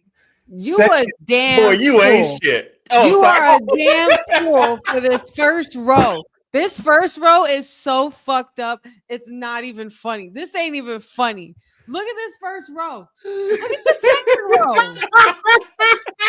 What the fuck are we doing here? It takes a lot to get me to curse, man. And then Thanks, Will. Deonne, the bottom row. That's the one I saw. That's the one I saw. You a damn fool, Councilman. Where's the barbershop window? I feel it coming. Where is it? Where's the Go ahead and play it. Go ahead and play it. Where's the barbershop window? Oh, then even worse. I know it's here. Not only are we doing left to right, we also going from top to bottom. Man, get out of here. Tag team specialists. See, one without the other isn't any good. Oh! You're not wearing a shield with that. This is the one where you play the I just shield. knew he was going to do that. He don't need Janetti. What a despicable act that. Get out of here. Yeah, that's when you play this. Oh my God!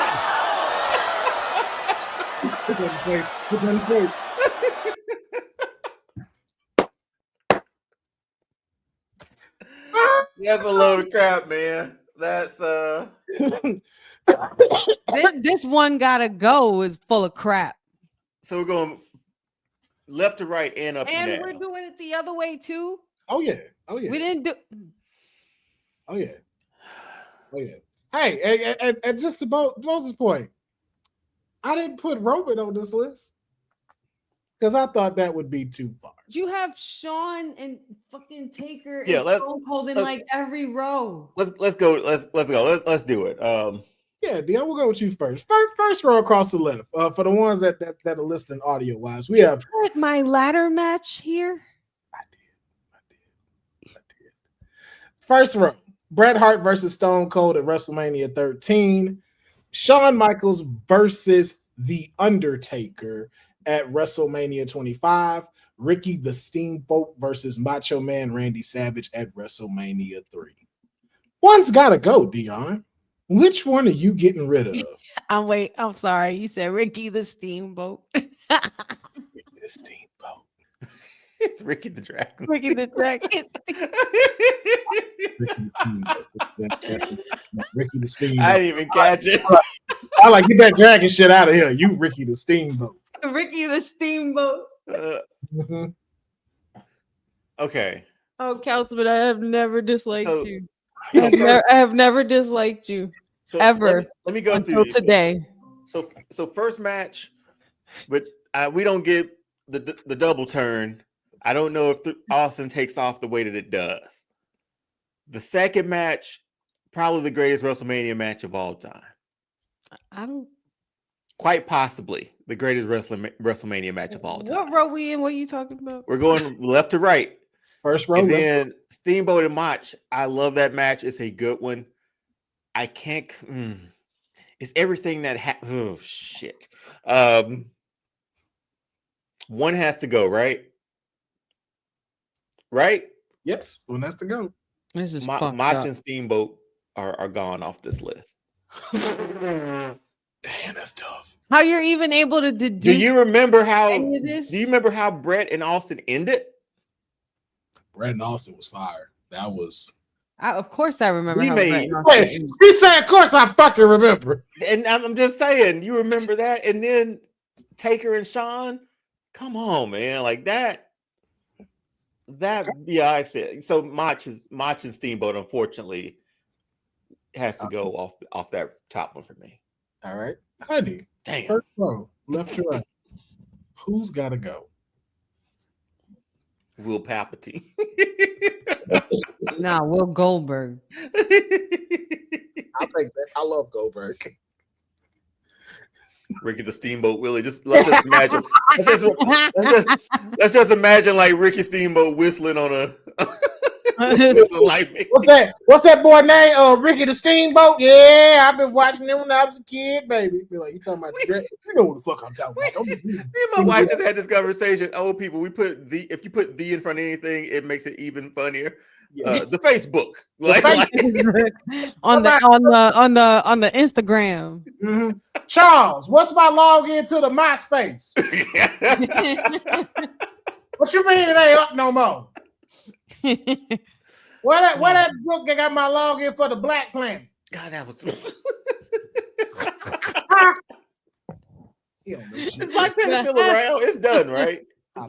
Is Black Planet still around? I don't know it. I don't know. Top of my head, but it did. I don't know where I got the Black Planet from.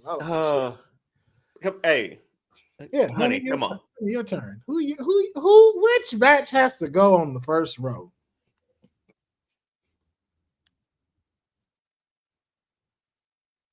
You know it. But without Steamboat and Macho Man, we don't get matches like the rest. Like I think you still do. Do you? I think you still do. Are you sure? Yeah. Undertaker Shawn was something else. The build was great. Undertaker. That's the one Undertaker came from hell, right? Shawn. Yes. And he came in the white, and Shawn Michaels came down. Undertaker Shawn was perfect. Exactly. Was perfect. Oh man. Shit. Come on. You want us to count you down? Let's count you down. Will. 5. Come on, man. They ain't count nobody else down. 2 and 1. Fuck. All right, fine. I'll take out Steamboat Savage. Yeah, Steamboat Savage first round. It hurts, don't it? I'm betraying my childhood by saying that shit. We know my pick. Oh, it better not be. Yes, we know my pick. You're picking Bret and Stone Cold? Bret and Stone Cold can go. Give me the man. Get out out of here. No. Get me out of here. For this one reason only. I don't like it here anymore. For this one reason only. Because they would have still given us that match anywhere. That's how good the both of them were. You could have had this at Survivor Series, and I would still put that as a top 10 match of all time. That's why I'm okay with getting rid of it. And because you would have still got Stone Cold Austin, and you would have still had Bret being the person and the influence that he is today, just like he is for Honey. But the reason we're of your list, that happened at WrestleMania. But that wasn't things that happened in WrestleMania. That wasn't their biggest defining moment for them. That's what I'm saying. It's a big moment, but it's not their defining moment. That made Stone Cold that he didn't tap, man. He didn't tap, and he was passed out from bleeding. Like yes, but also went black and white. Yes, but you on the cover in the intro. You got 316. You got 316 moment. You got the Tyson moments. You have Bret Hart being the best there is, best there was, best there ever will be, beating Yokozuna. The nerve of him. The infamous slogan, the nerve. I'm just saying. Again, who are you, and what have you done with my tag team partner? You're a freaking imposter. I don't like you today. This is stupid. Stop waiting. Oh my God!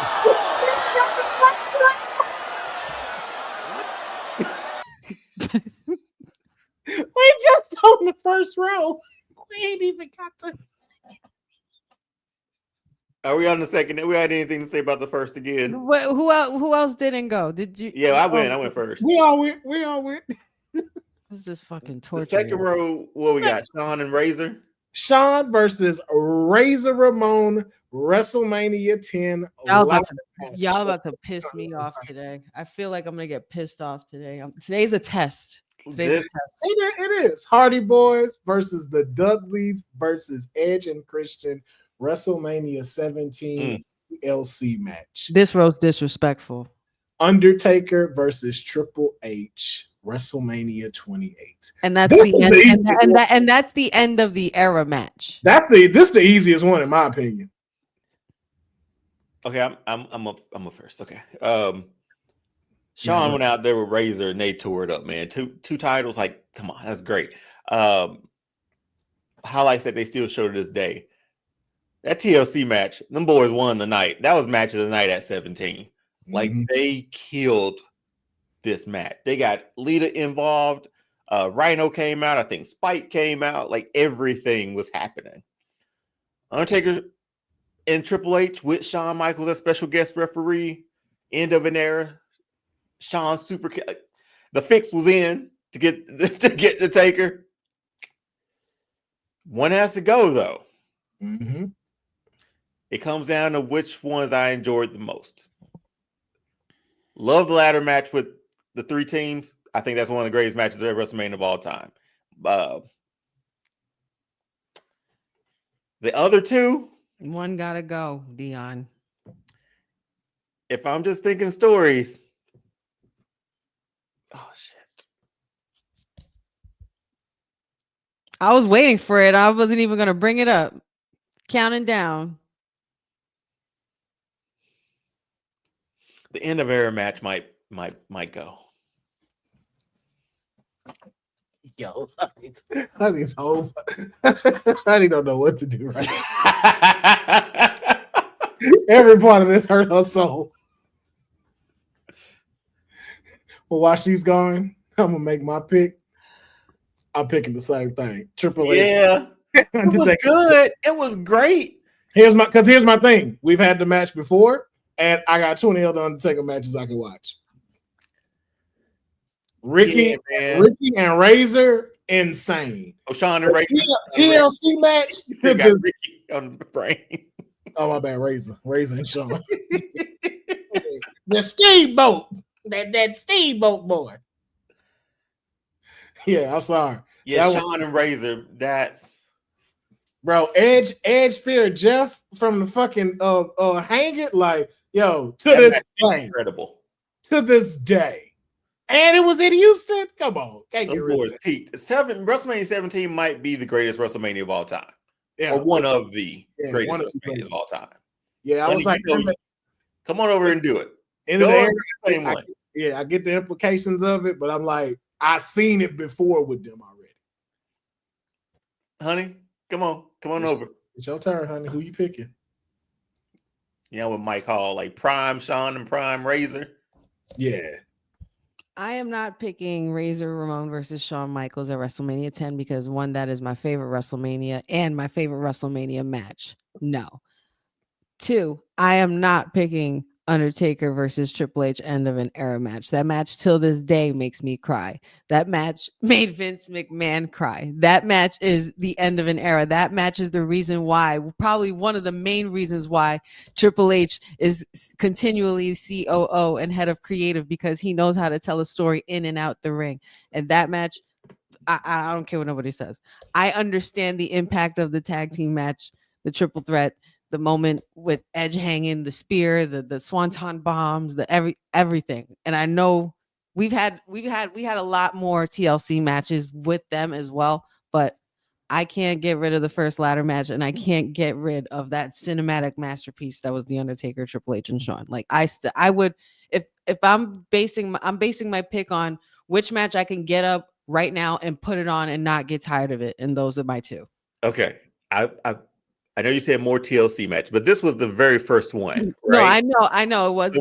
But look at this bill. You had a tables match, a ladders match, and then here comes Edge and Christian. And with the chairs. We're going to throw these chairs in here. Yes.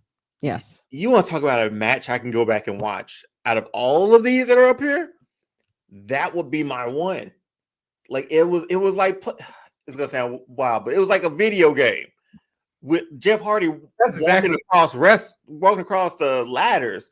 Like Jeff on the tallest one, Swanton bombing off of it. I understand. That but I'm not feel like it was an adrenaline rush. You have Shawn and Taker in matches. I'm not going against that. Listen, sorry. We listen and we judge internally. Okay. Right. That is her pick. I respect my tag team partner's pick. I may not respect y'all so much, but it's okay. I still love y'all. I definitely think she smoked something before this show started, and so that's what I'm gonna go off of as to why she picked that. This is the one I hate. This is the next row is one I hate the most. You did what? You did this. This is your doing. Will did this. No. As let's always remember, this is Cody's fault. I would have never became this person had Cody not done it. I'd have never thought to do nothing this sadistic had Cody not changed. Yeah, talk to your boy. It's all his fault, man. All right. So we're sick of this shit. So not Cody. Good grief. Now I can't. Turning my own teammates on me and shit. I'm not turning on you. I'm just. This is to just test of what we'd have to do when we got to make difficult choices. Because you made these choices, honey. I would come to you and pat you during the zombie apocalypse to make sure y'all good because you was able to make this decision. This next row is a tough one for me. And that's Deonne. If I'm gonna go pick him up in Atlanta. This next row is actually not hard for me at all. Okay, you want to talk about emotions that you just had with Undertaker and Triple H? Let me name them all first, though. Oh, you know what? This is hard for me. This is we got Shawn Michaels versus Ric Flair at WrestleMania 24, Ric Flair's retirement match. The Rock versus Stone Cold Steve Austin, WrestleMania 17, where Stone Cold made the deal with the devil. And then Kofi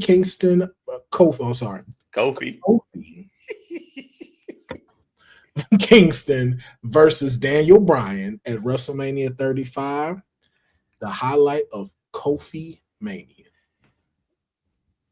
All right. One gotta go. This is mean. We just talked about. You shouldn't even be allowed to do these anymore. He can't make these no more. Honey said it was Shawn and with the end of an era's match from an emotional standpoint. Flair and Shawn was such a good match that you knew what the stakes were. Shawn Michaels, I think that's the match he almost like just broke his ribs off that moonsault off that table. Oh my god! That mess, King. Good grief! Like it looked bad. And then you get the ending. I'm sorry, I love you, and Flair gets that send off. That was so good. Cinema. Yes. Rock and Austin. I loved it. Love this match. Love the bill. Probably isn't that your favorite WrestleMania? 17 is my favorite WrestleMania. Oh, okay. Just checking. What throws it off for this? See, honey. All right. See, I didn't do anything today. You know? Your fault. She managed. I know. I didn't. Y'all all gonna get this smoke. Y'all all gonna get this smoke. Y'all should not be allowed to do this. I'm looking at it and picking just like you are. I'm suffering too. Wait a minute. We both got stabbed, man. Come on.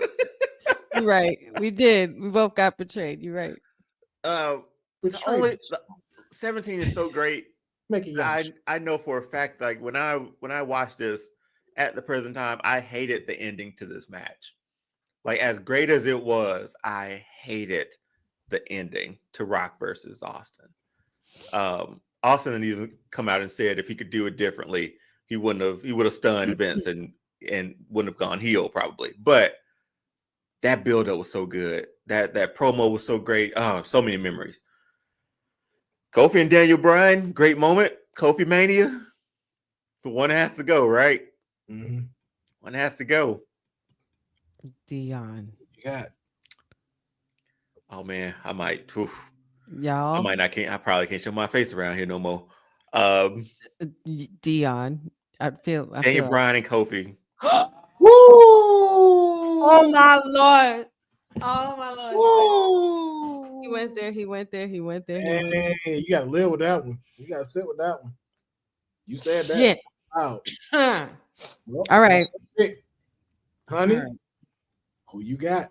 It doesn't make me happy.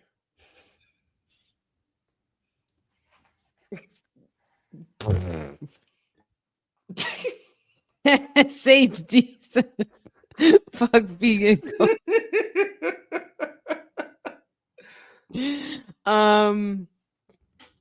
Shit, man.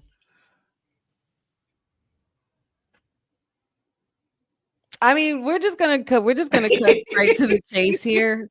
Anything that has Shawn Michaels in it, I'm not voting off. That's not gonna happen. They're not gonna put me in a position to say that there has ever been a bad Shawn Michaels match or a match that I will take out that has Shawn Michaels in it when he's the showstopper. I respect it.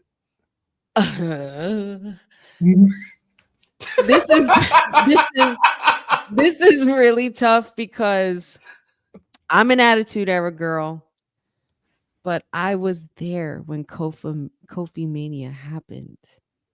It's personal. And that was Planet Champion Daniel Bryan, wasn't it? Yeah. Yep. Oh, and that was good stuff. I was there for Kofi Mania, but I'm just doing this to hide my identity for now. That is definitely appropriate for you at this point. all right. Come on, honey. Join up. I'm sorry, this is funny. King Michael, I see why you a crybaby now, Deonne. Honey, you know it. Come on, honey. Know what you got. Biggest names in Attitude Era, two biggest names in wrestling at the greatest WrestleMania of all time. With the greatest promo video package of all time. With the most terrible ending, as you said. But I can't do that. I don't know if I want to do this. People's Champ, the Rattlesnake, the Brahma Bull, Limp Bizkit. Austin had that other theme song with the like the band or whatever. Oh, Disturbed. The forcible entry version. Oh no, not that one. Good grief, not that one. the wasn't it Disturbed? I think it was Disturbed. That's my favorite one. That's the one I got playing on 2K. Yeah, that music was hard as fuck. That music was hard. I was like, yo, hey, he in his bag with this one, but honey, who you choosing? Come on, honey. I think Mary Ann went with me on this too. I think she decided the same ones. I was there. Thank you, Mary. Oh, honey, you gotta give it to us. I was there though. It's okay to pick the one you want to pick. Where you going? Come on. Yeah. I'm sorry. Daniel Bryan and Kofi gotta go. That hurts my soul. Oh. Well, again, you know, Black History Month. This is awful. Mm-hmm. Y'all did that on Black History Month. That's this is terrible. And you know, I guess I gotta go into the bus with y'all on this one. Because let me tell you how The Rock and Stone Cold can go. What the fuck are you talking about? Anything memorable about that match then? That's it. No, that was a good match, Will. Like that match. Nah, man. That match. Compared to their last one in Seattle, I'll take that one over this one. Ooh, Yo, in Seattle, that was what a clip. I don't know. What a cinema clip at? Where that last one in Seattle? Oh my goodness. Cinema. When The Rock put on Stone Cold's vest, that was good. The Rock battle, like, yo. But it wasn't much to that one though. Like it was like it was just. What you mean? That was Stone Cold's last match. We didn't know it at the time.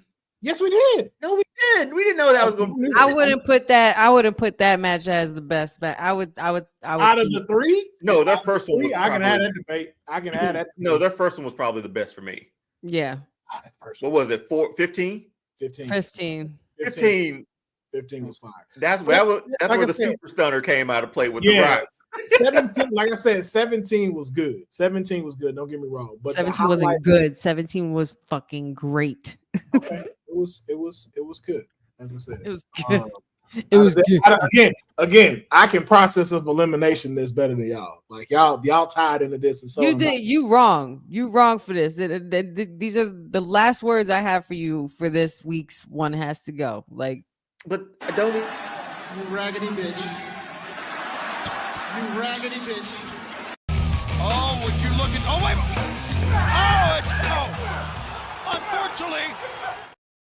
Unfortunately, you still gotta go up and down too. Yeah, man. Oh no.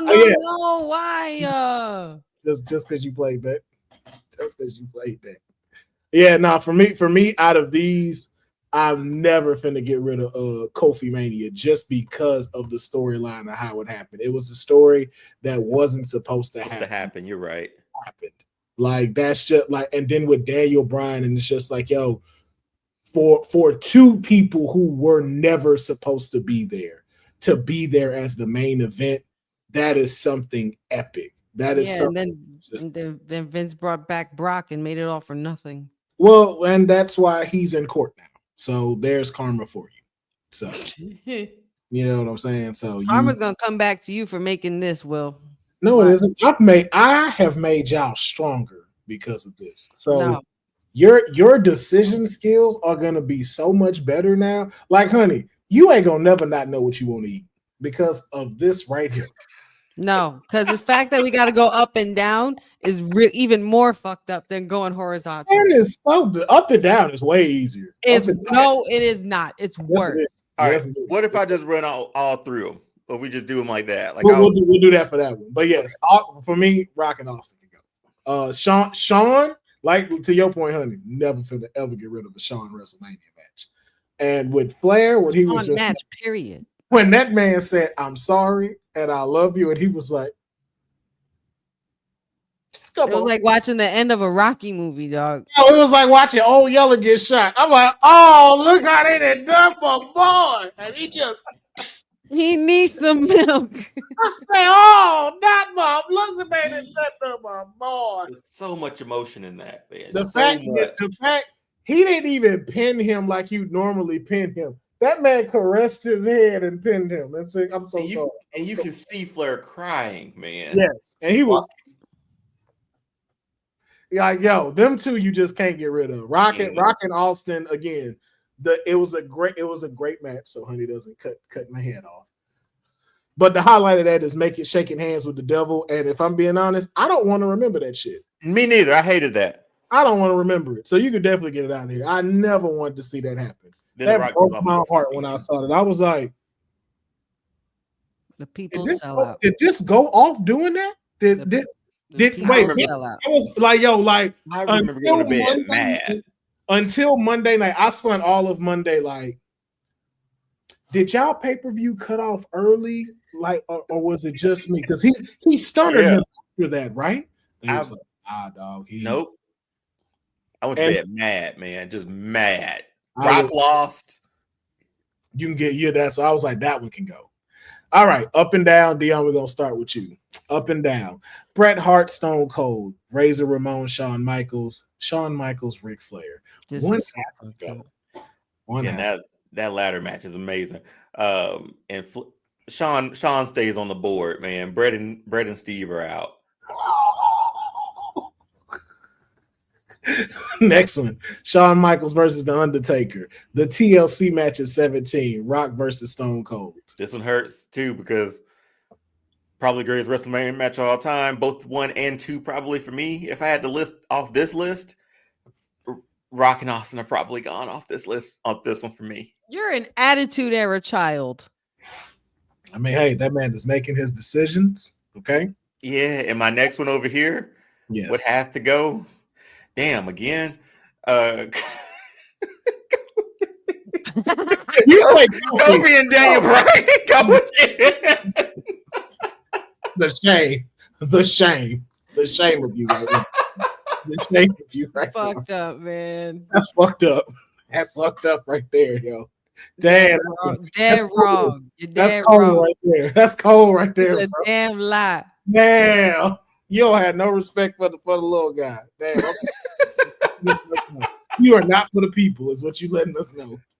You are not That's a tough one, man. Steamboat. Yeah, meanwhile, he calls himself the people's people's nightmare. nightmare, and you ain't for the people. You fucking up the timeline, Deonne. Steamboat and Macho Man are like still years. I know Black History Month. That's two times. Two times. I'm done, man. I'm He done. said, I don't want to talk no more. I got no other explanations. All right, honey, it's your turn. I'm not even gonna go with the first list. We're gonna go from the other side. So I don't even. I think I should be exempt from the first list. I know. We didn't say that. No, Why definitely. not? Why? Why should you? Because Hey, Mike, that's a good barbecue to be invited to. I mean, he's in an interracial marriage as well. And I don't know why Cody looked like he might be fire on that grill. Like, Cody gonna have tomahawk steaks up there. I'm just gonna be honest with you. Even this dog gonna be eating good. So that's not a bad barbecue to go to. Ricky Steamboat, Undertaker versus Triple H, Coffee Mania. One gotta go. all right, this is the part where I get rid of Steamboat and Macho Man. I can't do Kofi like that twice. I was there for that shit. That's a And I'm not. Yeah, and y'all know y'all know I'm not touching Undertaker and Triple H. So that is a safe and accurate choice right there. Undertaker and Shawn, the TLC match, Rock versus Austin. One guy. This is the one where I go twice. TLC match. Bye bye.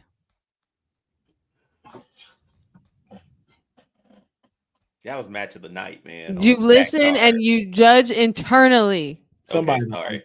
That's all. I let my inside voice out. Somebody don't like tables. That's all I'm throwing out there. We obviously didn't like the table era. Is what she's letting us know. I did love the TLC era, but if I'm picking, I mean, you got the top guys in the Attitude Era against the top tag teams. I'm going with the Mount Rushmores. Okay. Last and not least, and this is why you got to pick because of that. This is fucked up. Bret and Austin, Razor and Shawn, or Shawn and Flair. Woo! Come on, man. Shawn. Yeah, the statement made of I'm never getting rid of a Shawn match. Yeah.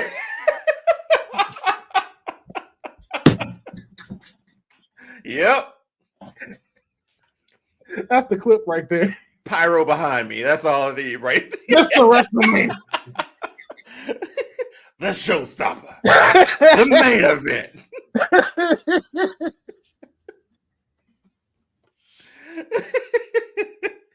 Man, Kid went out there and gave you 2 cinematic matches, man. Y'all are some mean motherfuckers. You know that?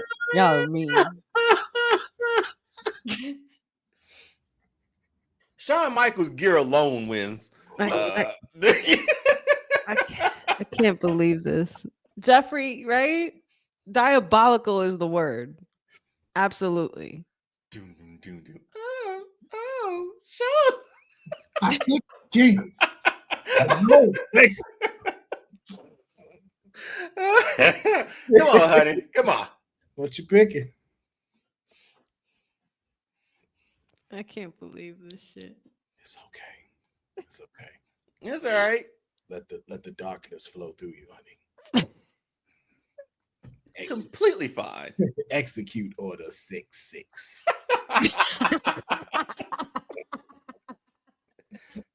Do it. This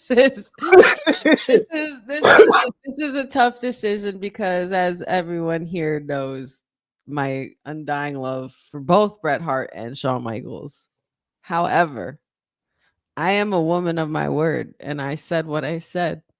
I'm not getting rid of a Shawn Michaels match, but it breaks my heart, all pun intended, that I have to get rid of Bret and Austin. Get it out of here. And ain't you finna beat Bret too? That's wild. Shut up. Run this clip. I'll cut it. Shut I'll your cut mouth, Councilman. You will do something You will do something for me, and that is know your role and shut your mouth. I will be honest on this one. Off is the direction I definitely can fuck with. I ain't gonna lie to y'all. That is definitely like, yeah, I'll take that.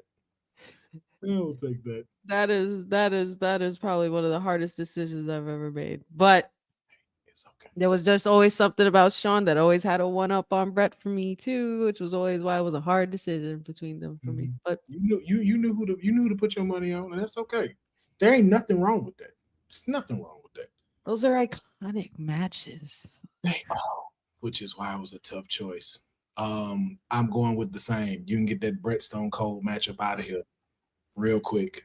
Once again, Austin and Rock can go. We're gonna pull this clip up and say, "You ain't getting no autograph." Listen, he better. It's fucking paid for. Damn it, nah, nah, Get man. one for me and have him write to Goldberg's biggest fan. It's only for today, man. It's only for today. Only for today.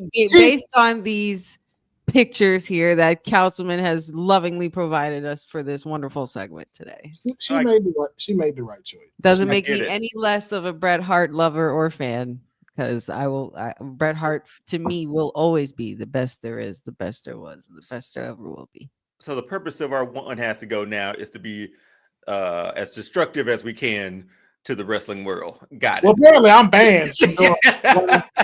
I came with a light one the last time. Hey, let's pick the one title has to go. I'd rather a blind five than deal with this shit. This kind of fucking torture. This is bullshit. But I think y'all both did such an incredible job. Thank you. Thank you. I mean, Yes. given our circumstances, we did what we could. Y'all chose the right choices in all of these, except Coffee Mania. I don't know how you're gonna deal with that during Black History Month. Deonne chose that twice, so Twice. Twice, not once. that's like that's like when you talking about Tom Brady and shit. Like Tom Brady's the GOAT, yeah, but Eli Manning beat you in the Super Bowl twice. Eli's a trump card. I beat him twice when it mattered. That man said twice he can go. Oh shit! I thought he was Black at least History gonna say, Month. I at least thought he was gonna say Ricky Steamboat and Macho. I like So- that's too much, man. He went twice with it. You can get caught. Nah, I had to give Ricky and Macho a chance because that match That match for that time. that match was so 5-star. So Come on, 5-star. Stacey, stop that. Dion Ruckus. Damn die. La-di-da. La-di-da-di-da. If it ain't the N-word or the lucky N-word contest, I bet you they think the sun shine out your ass. Oh my goodness, man. Woo. Good Yeah. job, Councilman. Good job. Well done. You've broken us. Hey man, that's how y'all look. You're still my tag team partner, though. It's gonna take a lot more than that to break us. We're Exactly. This just made y'all stronger. That's it. It just made you stronger in your decision making in life. I'm next, right? For one has to go, I believe. You Good. are next. Very good. Perfect. Wonderful. She gonna pick everything with Roxanne Perez. Watch. One gotta go. Roxanne when she won the title. Roxanne when she won the title the second time. Roxanne winning the breakout of the year. Next one gotta go. Roxanne being the longest Royal Rumble. Nia Jax winning Queen of the Ring. Tiffy Time successfully cashing in her money in the bank. I'm just gonna figure out so I can win some points back. Gonna have like all black wrestlers and like 2 white wrestlers.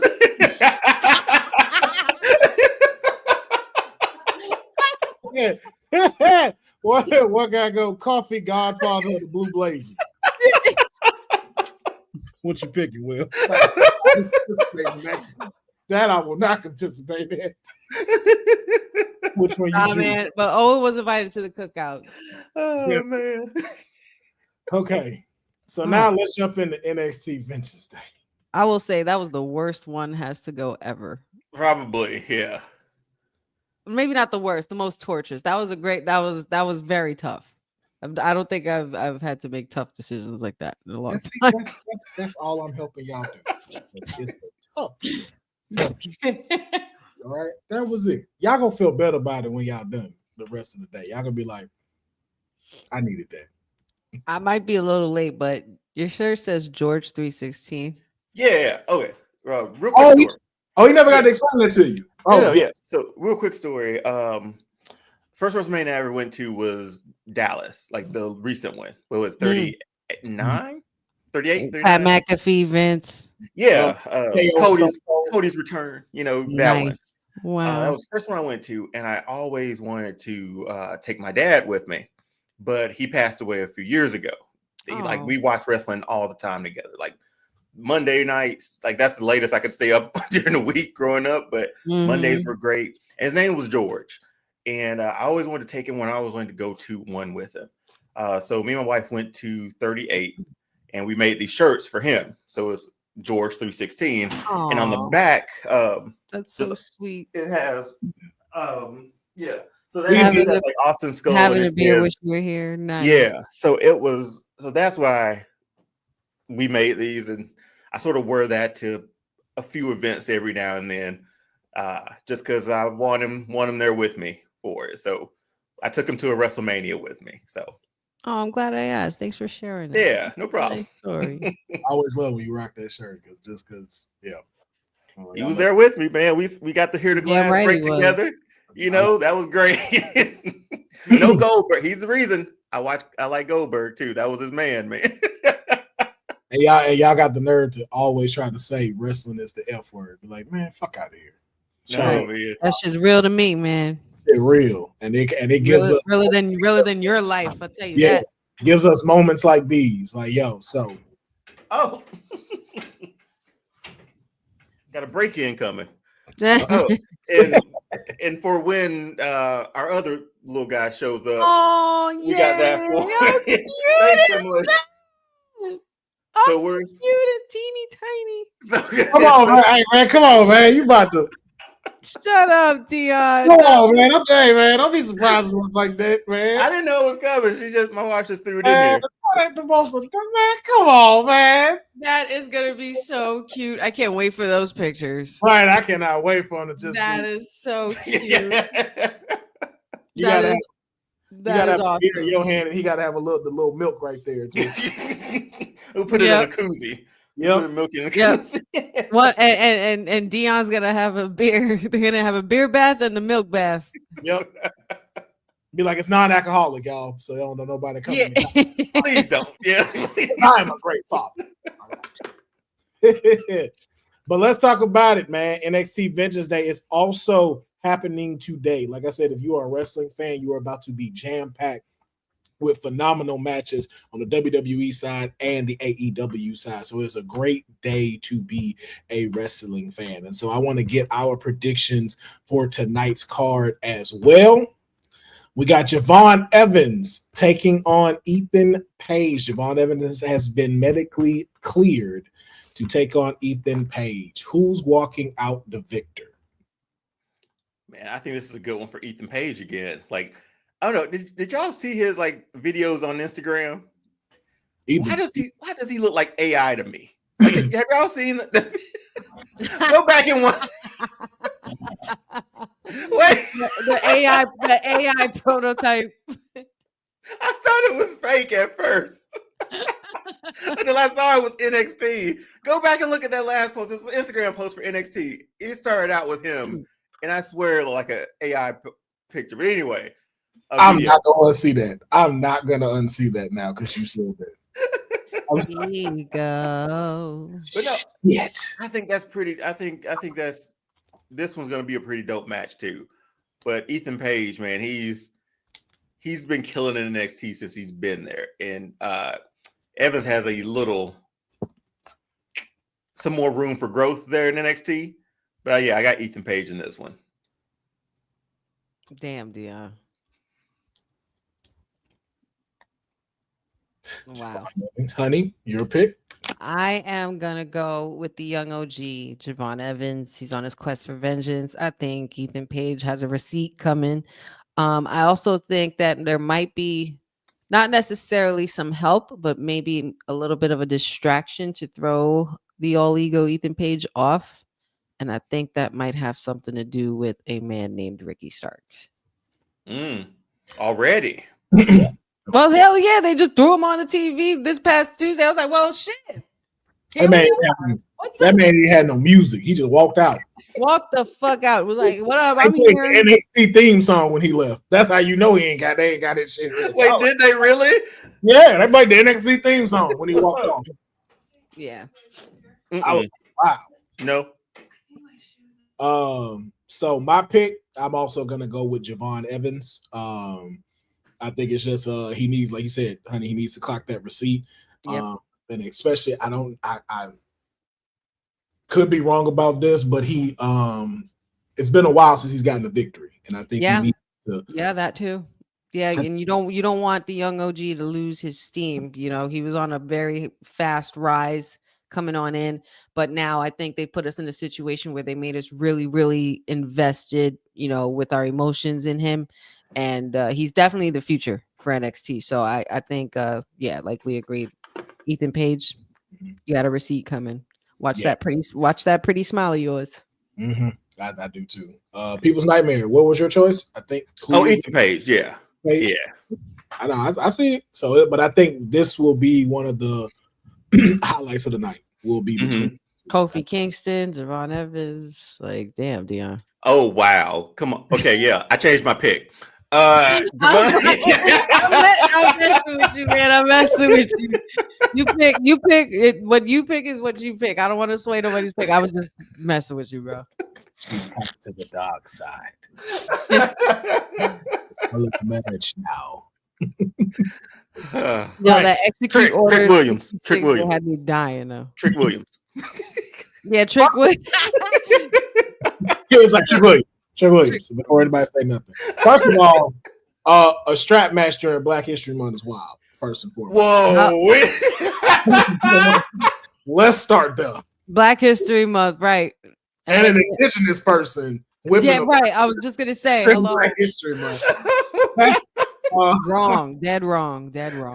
That's gonna be a lot. It's ludicrous, is what it is. That's gonna be a lot to take in. But we already know who Deonne's choosing. That's so wild, man. That's wild, bro. That is so wild. Did we? Did nobody think about wait, that? Deonne, who'd you pick again? Did nobody think of that? Yeah, that was like, wait, this much you want to do that?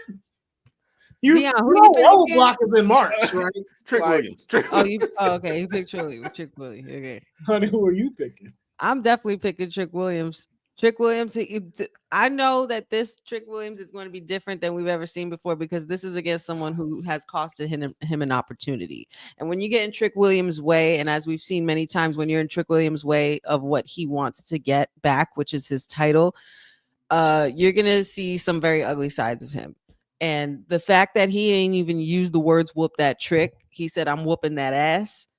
Yeah, he's pissed. So Trick Willie is going to be whipping that ass quite literally on Eddie Thorpe. He's my pick. Yeah, just I hope Trick Williams doesn't get fired for hate crimes. Either way, both of these are hate crimes. Even if whoever like this is wild. I don't know who booked this one, but for some reason, Eddie Thorpe wanted straps, and I don't know why he wanted straps, but I'm going with Trick Willie on this one. I think Eddie ain't gonna have nowhere to hide, especially with them being tied to each other in a strap match. And Trick is Trick better be the only one whooping somebody, and that's only because Eddie Thorpe brought the strap. So it better be if Trick is down and you hit this man in his back, we riding. We are riot team, Eddie Thorpe. We gonna be on your ass. But yeah, I think we're gonna see that side of Trick Willie that we've been looking for. Like, and besides losing the title, Eddie Thorpe being the reason as well. Like, this is what the name of the PLE is all about. This is one of the biggest vengeances we're gonna see here at the PLE. But I'm going with Trick Willie on this one. Now the tag team match: Fraxium versus whoever the other two dudes is. That's Brooks Jensen and damn it, I don't want to say his name. I was gonna say, ain't you Tuesday Night Pharaoh? What the hell? I thought that was Josh Briggs. Excuse me. Yeah, I'm sorry, Josh Briggs. Not Brooks Jensen. I said Trying to Brooks throw Jensen. stones at a glass I house. went too fast. Sorry. Brooks Jensen. Josh Briggs. Look at you. Look at it. See? IWPG. Nah, his name is I don't want to say it wrong. I don't know his name, but I know he was definitely there at Wrestle Noah. And they became good. Here it is, Yoshiki Inamura. What she said. This match, who's walking out as the tag team champions? I love Fraxium, man. I know some people are getting tired of them, but been tired. I like them a lot. I like them a lot. See, totally uncalled for, man. I'm messing with y'all, man. I'm making up for lost time. I haven't seen y'all in a while, you know. Oh my goodness, who you going with, honey? You really gotta ask me. Anybody but Fraxium, man. I'm done with them at this point. I'm gonna root against them every chance I get, and probably the one time I do root for them, if they still have these titles, they're gonna lose. Watch, but let's see some new blood with the belts. As much as I do agree with that, I do want to see some new blood. I'm gonna have to stick with Fraxium as well. I think, they've definitely proven themselves. We've gotten past like the whole, are they gonna break up, just break up, split them up? They deliver some good matches. So and they do. Double duty in the last one. They did. I became an even bigger fan of his. My man was out there, lights were on, but no one was home. Yeah, that last one, yeah. And I just and the other reason why too, no disrespect to Briggs and the other one, but I want to see a solidified tag team beat Fraxium now. Like, I want someone that is a legit tag team, not someone that just put it together. I want to see like a legit tag team, came in as a tag team, been doing their thing, take it away from Fraxium. Who would that be for NXT at the moment? Is that anybody at NXT? We still trying to build the tag team division up, but it's getting there. If I had to say, whoever has kind of like stuck themselves out of the pack a little bit is probably Hank and Tank. It should have been. Okay. Y'all just said from the pack. That's the ones that has the popular vote as of right now. I was gonna say, whatever happened to Gallus? Gallus hasn't been around, but as far as like who I think could take it away from Fraxium, I think what's their name? Oh my god, Sean Spears' guys. Oh yeah, the Brooks Jensen, the one you was just saying. Brooks Jensen and and I think Nico is his name. I think it's Nico. I can't remember his full name. Yeah, I do. Nico's with the Don, isn't he? Dang, I forget that dude's name. It'd be like, oh, that's his name every time I see him. It's one of those. But no, I would definitely see that. No, I take that back. So it don't need to be a like legit tag team. I would love to see Sean Spears do that. And take away Tony D'Angelo's North American title. Yes, please. Yeah. So this is one of the matches I know I'm looking forward to. Stephanie McCurr.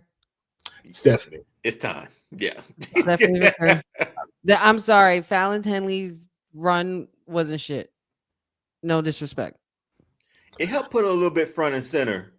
You know, women's like it brought about separating from the pack. She did it enough with this title run, I feel like. Yeah, the only problem is that she's in a group where they can't decide which one's the leader. So it's like she's a champion, but you make JC Jane do all the work. It's the one with the champion, right? It's the champion who's the leader, right? And mind you, JC Jane is technically the veteran in the group. Yeah, and she's the one that's always on TV. She's the one that's always shining. She's the one that does majority of the talking.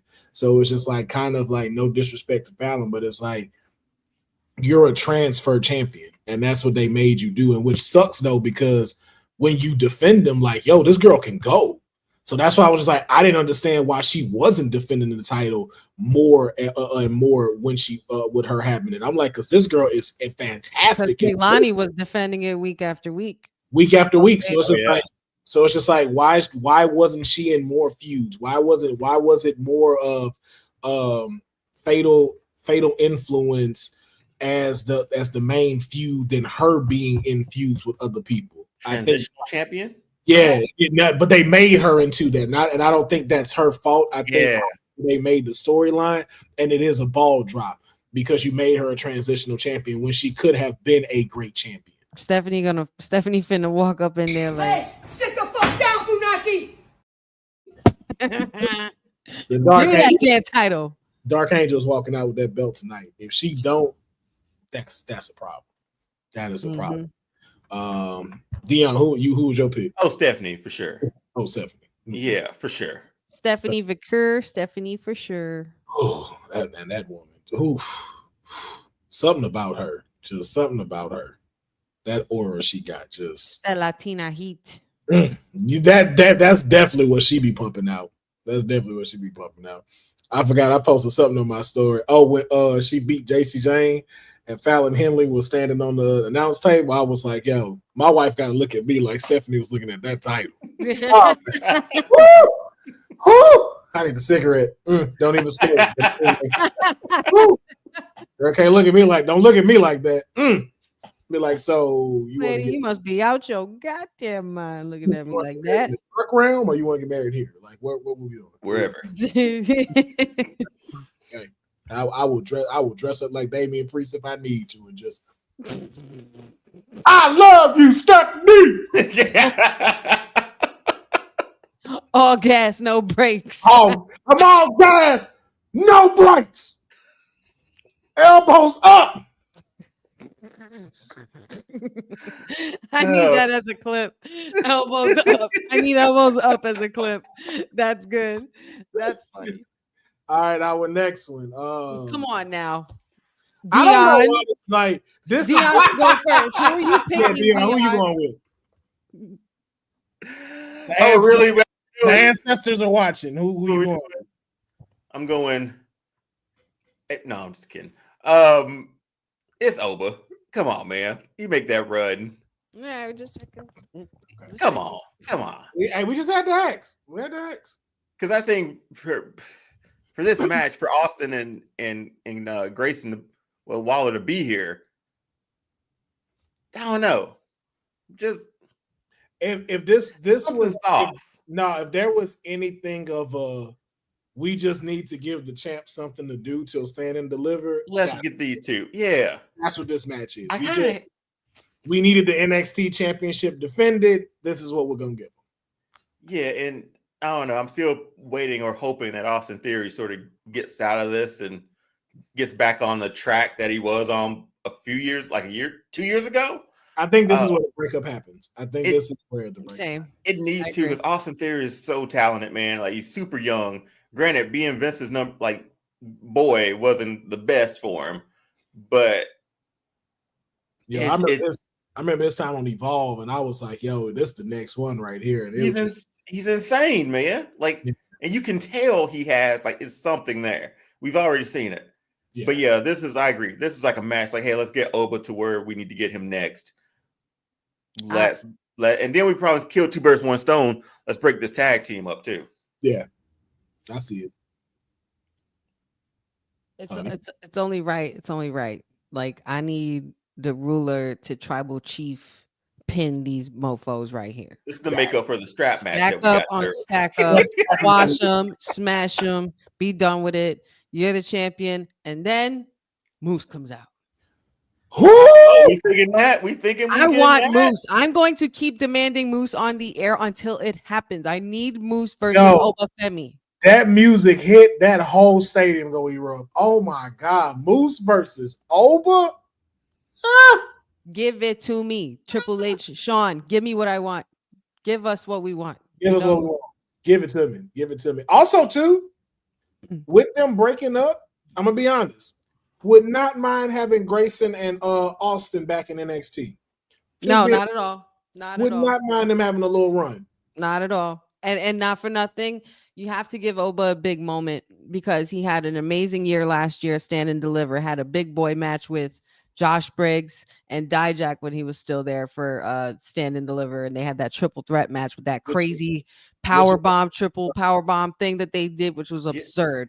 Like, I need more moments of that, and given that Austin Theory and Grayson Waller have that similar agility and likeness in the ring, Oba's gonna be tossing these motherfuckers like a salad. That's so, okay. That's so wild. We're thinking about like he's gonna stack them. Yes. Austin Theory beat John Cena at WrestleMania. Like that don't mean nothing no more. This Nope. is ruler. That was under his daddy's regime, and his daddy ain't here no more. That's just yeah. That's so hard. But Triple H is pretty much running it back to the point where he's like, all right, let me show you how this was really supposed to be. Austin Theory is gonna get his rightful run. And if you think about it, them getting stacked just goes now to bruising Austin's ego because it's going to be Grayson's fault. Right. It's like, yo, you are being held back by Grayson. And when those two go one-on-one, Ridiculous. that match is gonna be so good. That's why I say I wouldn't mind NXT because I would like to see that at Stand and Deliver because I just don't know if they'll make that a WrestleMania. Yeah. Worth it, but I don't think it's big enough for them to want to put it on the WrestleMania card. So, but yeah, we all in agreement. The ruler is this is just a snack for him. We needed the title to be defended. He was like, okay. And you also considering how big his match was last year and how much he shined through all of that, through his title run as North American champion and everything since his arrival, breaking out as the NXT breakout star, rookie of the year at this point. But I think that when we get to this Stand and Deliver, we need to find a very tough opponent for Oba, and there's no better way to pull the trigger on having Moose with that crossover. You know what I mean? Like that's it. Isn't Moose the X Division champion still? Mm-hmm. But he can lose that by Stand and Deliver. If need be. Yeah. Not for nothing. If they both have it though, that would be crazy. Yeah, both of them be so good. Remember that picture I put up? Remember I said that. That X Division Championship on NXT soil and continuing to solidify that partnership. I said Oba need a double title. I was like, yo, 2-belt Oba. We need a Keith Lee moment for Oba. Mm-hmm. Wow. Yeah. But now this one. Whew. Baby. You want to talk about a video game match? Roxanne, Cora Jade, Bailey, all going after the NXT Women's Champion Julia. Fatal 4-way match. Man, who's walking out as the NXT Women's Champion? Julia retains. I'm leaning there, honey, because I think we'll get more Roxanne and Bailey without a title, obviously. Man, how many times Bailey's been NXT Women's Champion? A few times. Wait. Was it twice? I think once. Just once. There's not a lot of double champions during that time, or 2-time champions. No, I think it's only 4. Okay. Yeah. Charlotte, Roxanne, Shayna, and who else? Becky? No, not Becky. Asuka? No, not Asuka. No, Asuka went straight through because she did.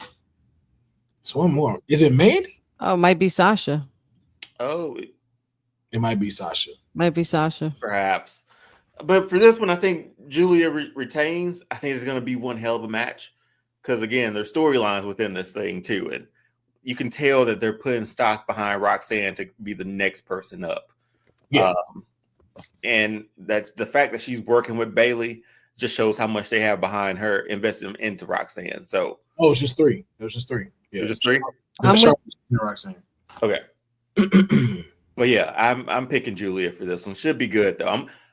I'm glad Bailey's using at least I think she did the Bailey to Belly as a finisher. Just bring that back as your finisher. I don't like that rose plant thing, man. It take too long to set up. Yeah. Well, you might as well just RKO him if that's the case. Like, I love the Bailey to Belly, man, or the belly. Yeah, I love it. Yeah. I think Julia retains. I think Bailey and Roxanne will come eventually, but I think first we need to make sure we put a pin on Roxanne and Cora. And I think that stems from this match because I feel like we got to have Roxanne versus Cora by Stand and Deliver. Two former best friends, vying for the same opportunity, same thing. It's going to be pretty much Roxanne passing the torch to her friend, and Cora's going to hold it down in NXT, try to go after a title shot later on. Bailey will be waiting on SmackDown for Roxanne. So with all of those, with all the low, with Roxanne on Raw. Excuse me, Raw. Yeah, with all of those stories being in place, I feel like Julia will retain and will find a very worthy opponent next up for her. She got a lot of them.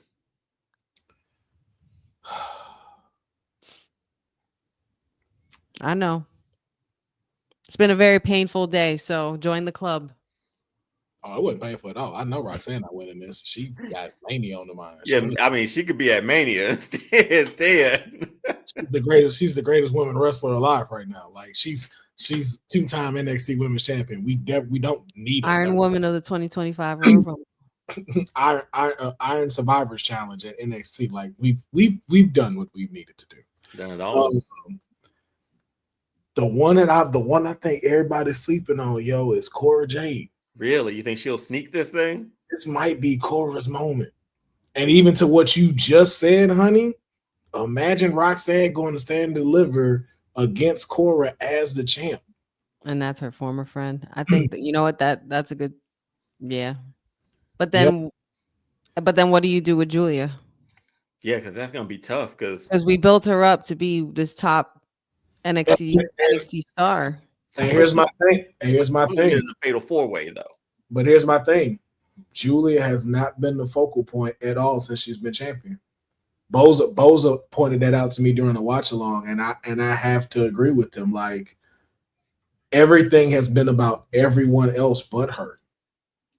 We haven't really had her do promos. We haven't really seen who was going to be her real next opponent. Even when they did this and Charlotte came out, she was not the focal point. So as much as I love seeing her as champion, it has been a soft start for her as the NXT Women's Champion. And again, I would have said, like I've said before, I don't think it was the right time to put that strap on her. I think she should have put in a little, I think they should have let her run the ropes a little bit more in some more feuds before trying to crown her with that. Well, Cora Jade is also going to be playing around with TNA as well, because doesn't she have something going on with Masha Slamovich right now?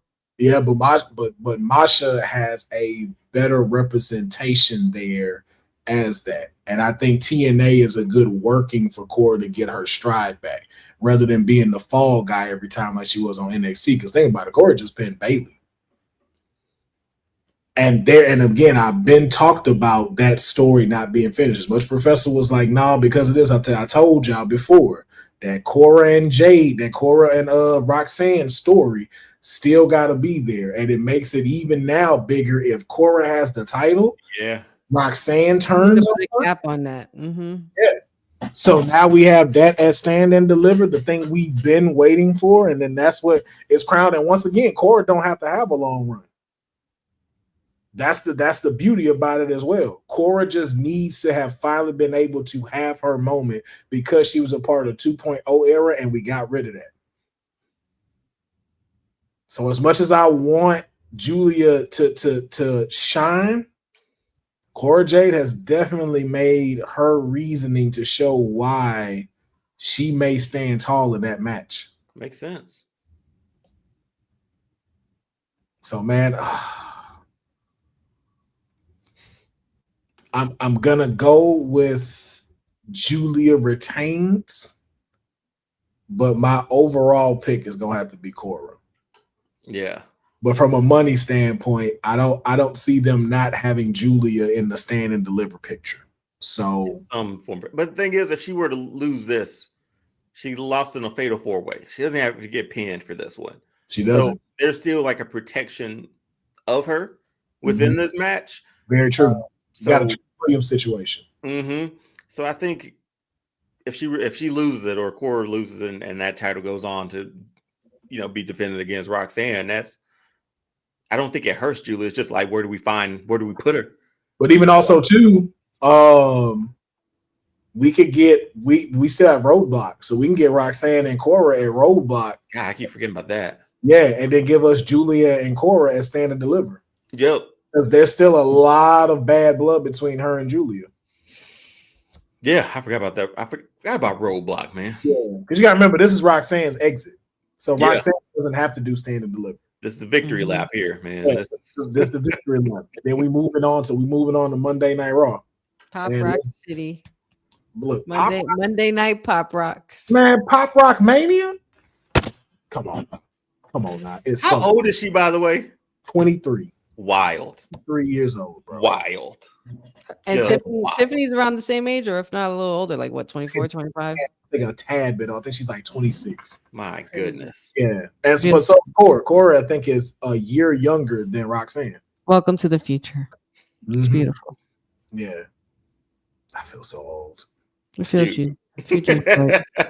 My nephew hit me up the other day. He was like, what's that old cartoon with like the babies that used to be talking and they had like the little dinosaur car? I was like, I'll fuck you up. That old show, Rugrats. Rugrats? You calling Rugrats an old show? You remember that old show with the babies that was in the little car, the little dinosaur car, and they was Reptar? I was like, where your mama at? That old show. That first Rugrats video game was revolutionary, man. Get your I said, look here, I ain't never had the urge to want to kick a child. Get your ass out of here. I said, but your son signing up for it. I wanted to Seth Rollins double stomp my nephew. I was like, look here, y'all gonna stop with this disrespect, okay? You little younglings are gonna stop with this disrespect. It's gonna be an Anakin Skywalker situation in this bitch. Boy, the worst part is that little kid jumped when he turned that lightsaber on, man. Oh my God, that part still makes me like my stomach turn. I feel so bad. What's funny is somebody Shout out to that little boy. Somebody convinced me, and I knew it wasn't true, but someone convinced me. They said, yo, if you go watch it again, you see one of the black Jedis in the back run off. No. I said, no, it's not. I said, that shit ain't true. He said, I'm telling you. It's his. I said, watch right in the back. He says a little black one that just do this and walk away. And I looked, it ain't there, but I was like, oh. For the longest, I was like, wait. No. He said, I'm telling you, that dude walked off. He saw that lightsaber cut on and walked. He knew the assignment. Boy, that little kid jumped. Oh, man. But that's our Vengeance Day. We got one more story I just want to bring up, and then we'll get to our shooting the ish, because we also got to get something set up for later on this evening. And I already know the $1 million TK is called, because I'm sure she's looking for the call sheet. But I want to know. There was something that came up on the Twitter space, and a statement was made that Jeff Hardy said let me quote this in the best way. Had he have been able to take advantage of his full capabilities in the 20s and in his 20s and his 30s, we know what we're referring to with Jeff's past and what he's had to deal with up here, that he would have been as big as John Cena is today. Now, I want to know from y'all, would Jeff Hardy be GOAT status like John Cena today if the path he had chosen today been more of a straight and narrow one and was a full focus?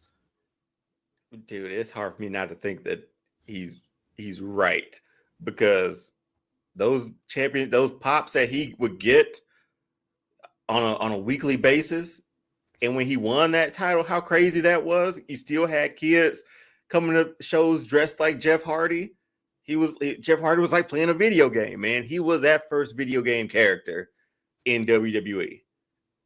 And if he had didn't have so many vices or demons at the time, Jeff Hardy was one of the most popular superstars on the roster, man. I think he could have had a good run as being at the level of John Cena. Because we didn't think this picture right here would ever happen with Jeff Hardy. Like, at least I never saw it. It never popped in my head like that. No. It was world one of those champion. moments like Kofi Mania, like wasn't supposed to happen, but it did. But it happened multiple times too. Because World Heavyweight Champion, WWE Champion, I think twice. It happened a couple of times. But like people will go crazy. We go crazy for Jeff when he comes. Still do, right? I just think, when we saw his story from being like a jobber all the way to that. Mm-hmm. The TLC matches had great matches. I do think he could have been on that level if the straight and narrow path was taken. Okay. Unfortunately, that's not the story for everybody, but it's not. But he does have a good following still. Like Jeff Hardy's like a cult now. Yeah. Like it's like if you like him, you love him. And when he shows up to the party, you're all for it, man. Mm-hmm. Honey, your thoughts? If Jeff Hardy would have been on the straight and narrow, would he be as big as John Cena is today? Yes. And I think he would have also come up with a lot of different versions of himself. I mean, we've seen a lot of different versions of Jeff Hardy, like in this, universe and space in his career. But if he was on the straight and narrow, this would have definitely been a very well thought out kind of character. He could have really dug into being a villain in a lot of cases. Maybe that, that Joker to Cena's Batman, you know what I mean? Like, I feel like he could have really had a cool, maybe not cool. I mean, not that he wasn't cool already. Jeff Hardy was always cool, but I just feel like it would have been a lot more impactful and a lot more iconic run if he kind of went in that Sting route, that protagonist, antagonist, or that vigilante kind of character as well. I think Jeff definitely would have been as big as John Cena. He could have, yeah, for sure. Let me explain why that shit would have never happened. Come on, man. Really? You got no imagination today. No. It has nothing to do with him. I don't think Vince would have made that happen. Oh, well. I think there's certain eras that we went through, Jeff wouldn't survive. Jeff would not have survived the PG era and the reality era because of how they were moving and how the times they were going. Because of Jeff's creativity, they would have put him in a box. They would have pigeonholed him from really being who he was. And I think they would have salted his product. And that's the thing, because if you look at all the creativity he has had from the Willow and everything like that, I could see them really knocking down Vince knocking down that character. Because if you think about during the John Laurinaitis eras, you had no charismatic person like Jeff Hardy. No. We didn't have characters like that. We didn't have folks like that moving around. Like, hell, even Undertaker had to come back as a dead man. Right. And the Sage Point, he was a risk taker. And it was like that era had passed now. And so I don't think they would. I think, what would have mainly happened? He'd have hit a Stardust moment. Oh. He would have had to have left like he did. I think it would have still turned into the way it would have turned into because of the management, not Jeff. Yeah, and even during this time, Jeff was better on the microphone than he had been while he was running as champion. Because before he wasn't that great on it. He had his up and downs, but rarely talked. Put this strap on him. Mm-hmm. He was built to be a champion. Yeah, he was built to be a champion. Yes. But I think creative would have failed him. And that's why I think it would have still played out the way it played out now, just not so many of the demons and vices he would have had to face. But I think creative would have failed him to not turn him into John. Because it'd have been hard to package him. Like, I don't know about him going into the acting roles. Like, as much as him and Taker went, like Jeff Hardy versus The Rock,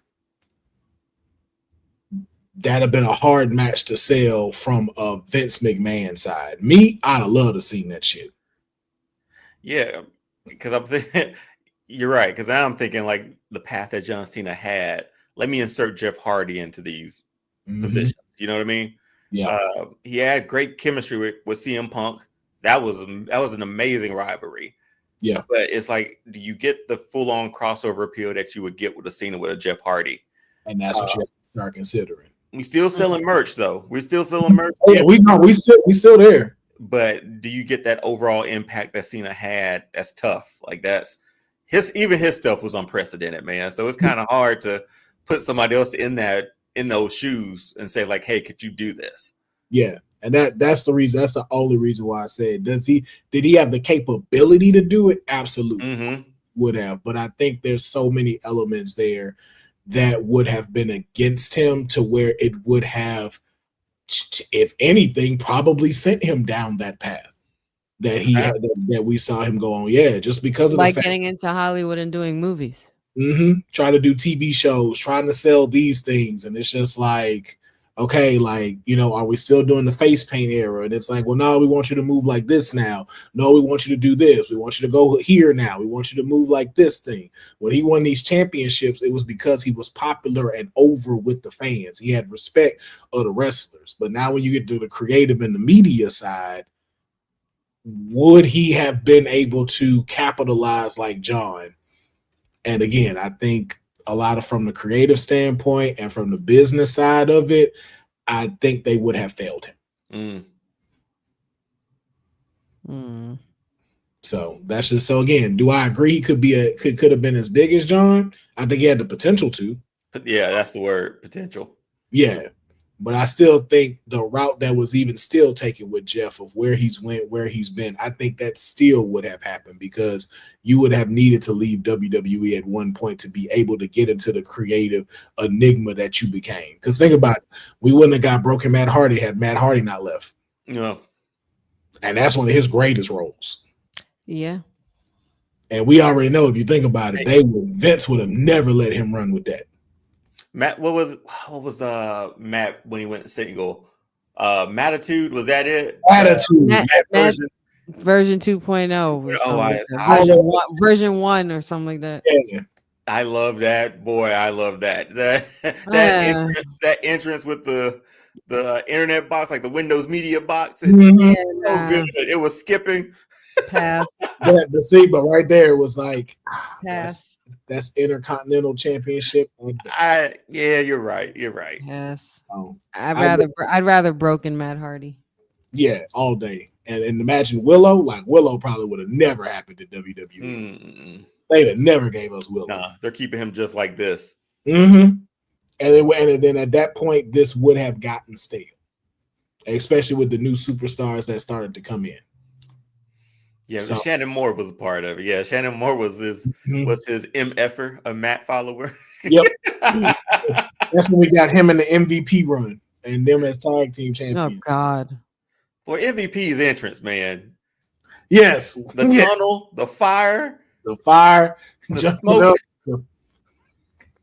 Man had a full NFL entrance. Team entrance for him. The biggest contract acquisition signed ever. I'm like, he had a team entrance for one person. Imagine. But again, with that, they failed him. They did. Because he should have been a champion. He should have been a WWE champion. He should have been. You're right. Because him and Booker would have had fantastic rivalries with each other. Well, you look between that whole time too, like who was coming up with like Jeff and John.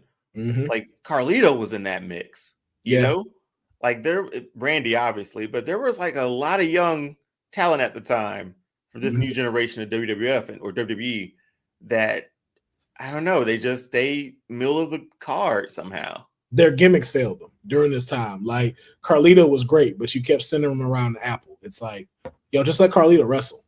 Like Carlito was a great wrestler. Carlito's Cabana. Yeah, like I love Carlito, but it didn't need the whole like y'all centered around him spitting an apple in somebody's face. And it's like, but this dude can wrestle. He can go, yeah. Same thing with Shelton Benjamin. Like it's like, he's gold standard. It's like, yo, bro, him and Shawn Michaels still had one of the most memorable matches on Monday Night Raw ever. On a Raw. Till this Raw. day.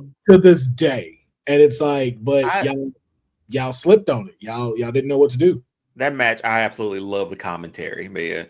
Like King and JR were on point with that one. That's one of the Raws I would have loved to have been at live in person. Oh, to see that? To see that ending too? Yes. That's one of those, like, I wish I'd have been in the arena. JR, it's academic. 1, 2, 3.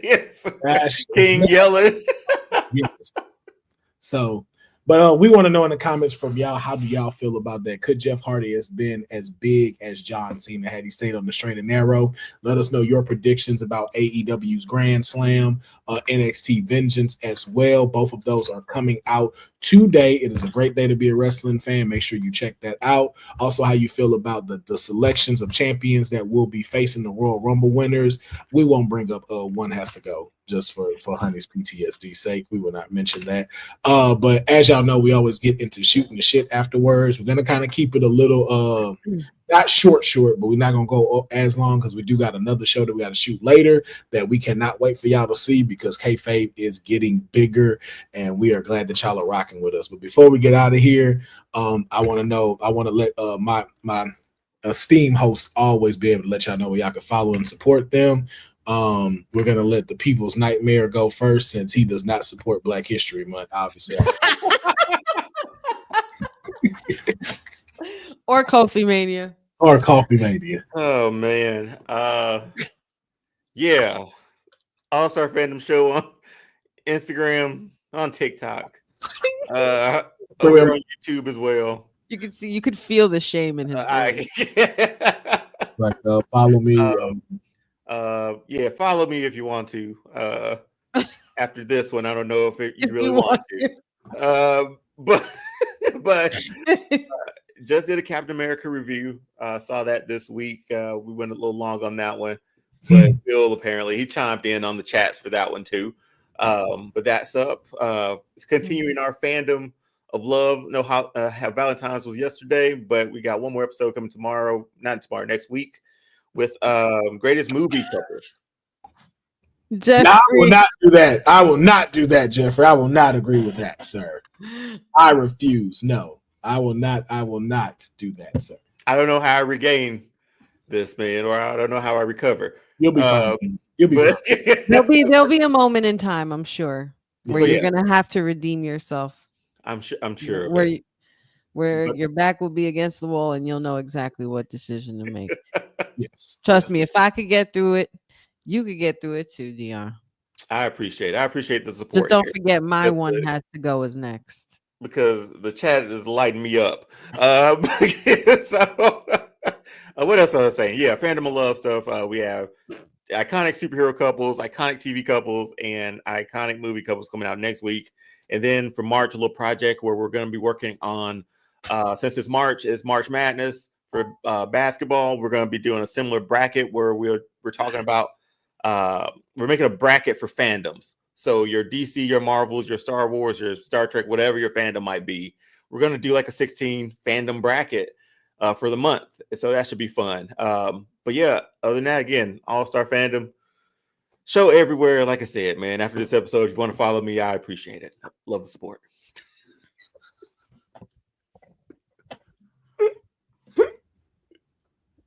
I didn't work and they follow and support you.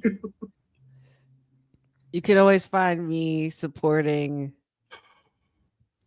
all things Kofi Media at least once. I thought you were like, I support Black businesses.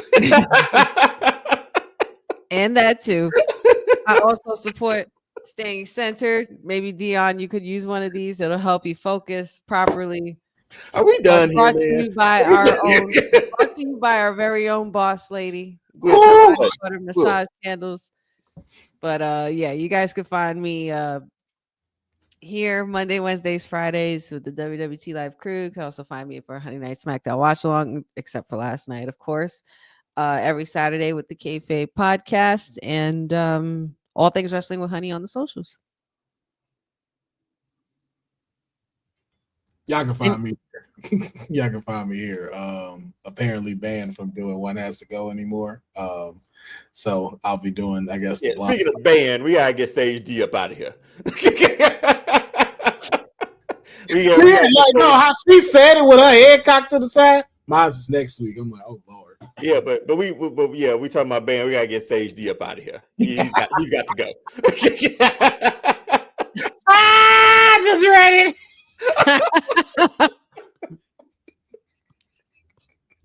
Sage D, you're no longer welcome back on the Kayfabe Podcast. Oh, trust them over yonder. No, so big it'll make you wonder. Are we done? We're done, right? Deonne just wants to get the fuck up out of here. I just want to go. I just want to go eat some barbecue. I don't want to be here no more. But make sure we always shoot the ish afterwards. So thank y'all for checking out the podcast. If you are live with us, stick around for a little bit. We're just gonna be shooting the ish in a little bit and chatting and stuff. So stay tuned with us. Keep rocking. Like I said, we're gonna try to keep it brief just because we got to get ready for another show.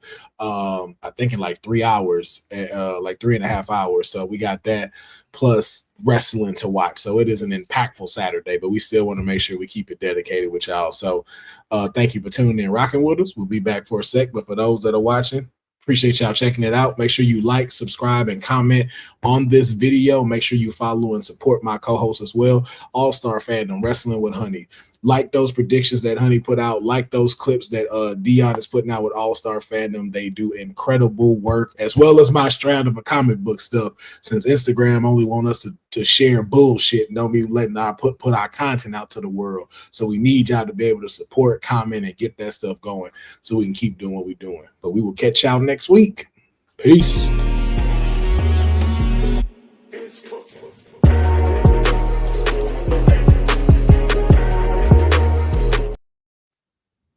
That beat is so fire.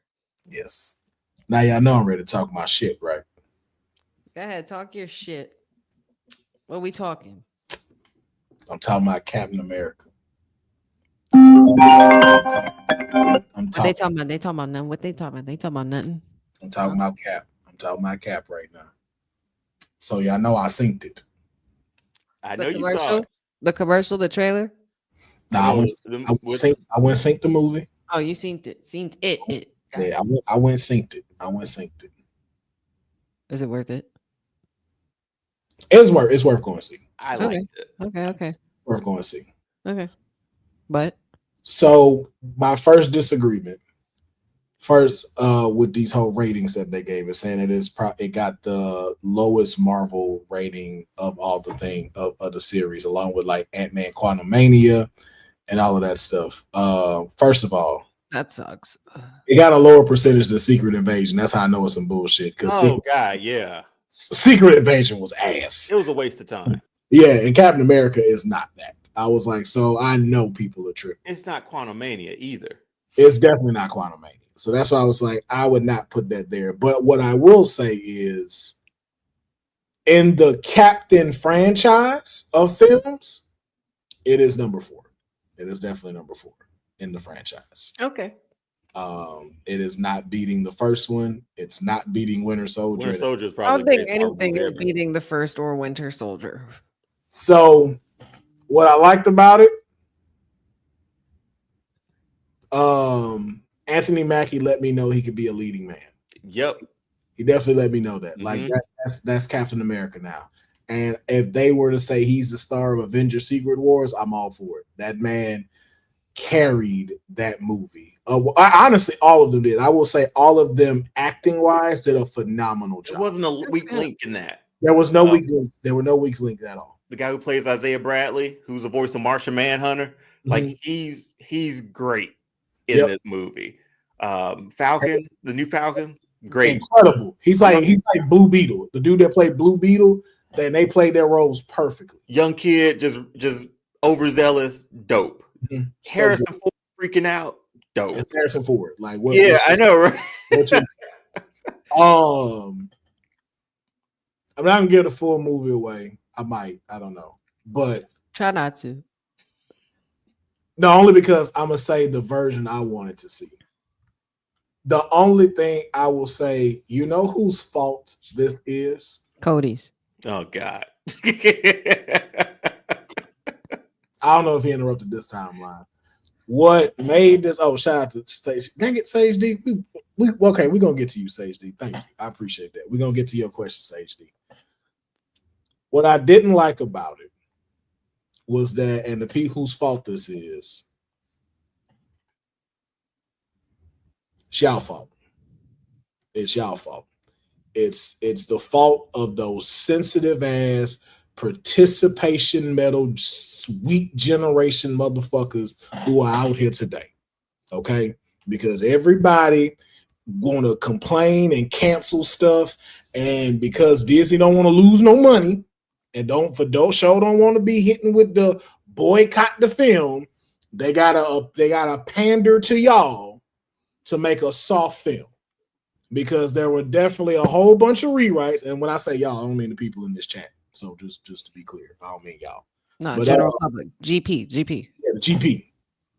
Because of that, there were so many rewrites, just like in the first Falcon and Winter Soldier series, it was so many rewrites that took everything away, because this was not a Captain America film. This was an Incredible Hulk sequel.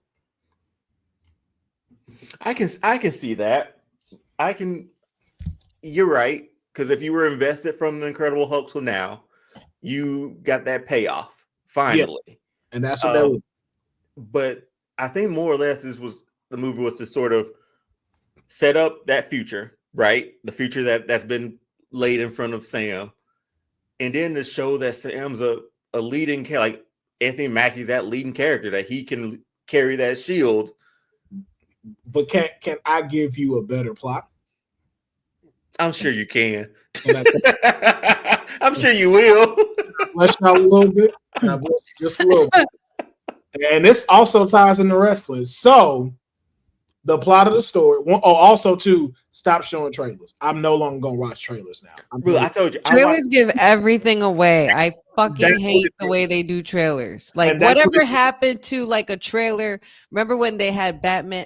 When they did Batman with Heath Ledger as the Joker, and it was you just heard his damn laugh. And it's just the card. That was it. Yeah, it definitely gave everything away, and I was pissed about that. Because I'll watch the first trailer, the initial one, and I won't watch anymore. Like I said, we do reviews and reactions to them. I think we only do the first trailer of everything that we like, because anything after that, they're just showing us more and more of the film.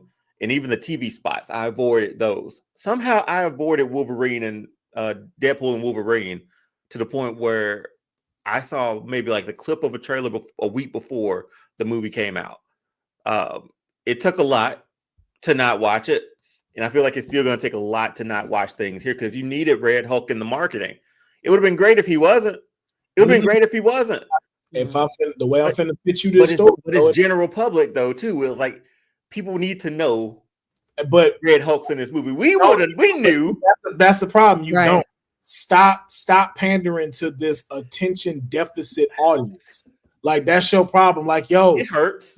Bring back going experience a movie in a movie theater. I don't need to fully convince you to go watch a movie.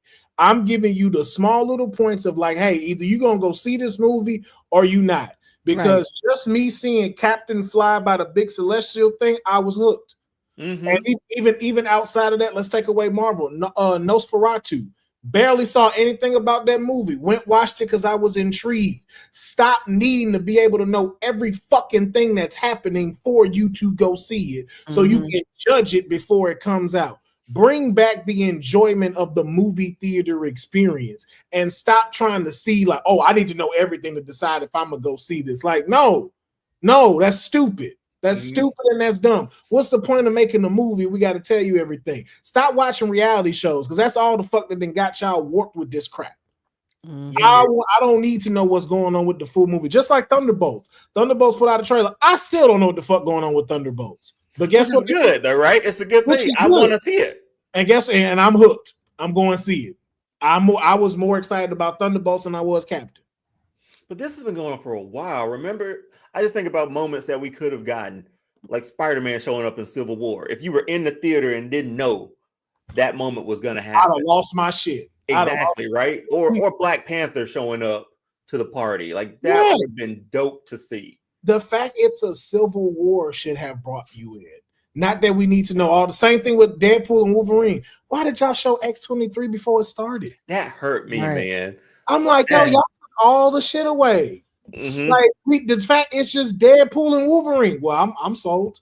Like, Like, I don't need to see everything in order for me to be sold on something. Like, I like to be it's called a fucking teaser trailer. I feel For like a there's, reason. Trailer. It's called a trailer. I feel like there's Not the not fucking movie. And then by the time people go see it in the movie theaters, like, it's shitty because they already saw most of it in the commercials, and then it's already out on the apps, like, to stream, ready to go. Yeah. Like, And I'd rather wait, you know.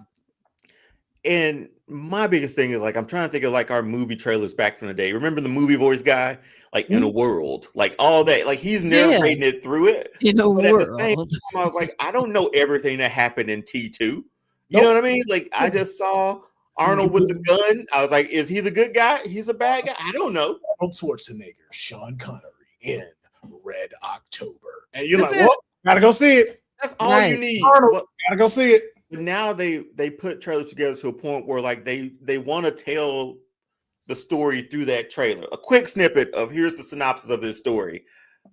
Superman, take that one for instance. Something beat his ass so much he went back to the Fortress of Solitude. And how great would it have been to see Crypto in that movie come and save him Yeah. instead of seeing it in the trailer? Yep. Mhm. Or seeing Guy Garner, Hawk Girl. It's like, yo, like, why y'all showing me Save something. everything?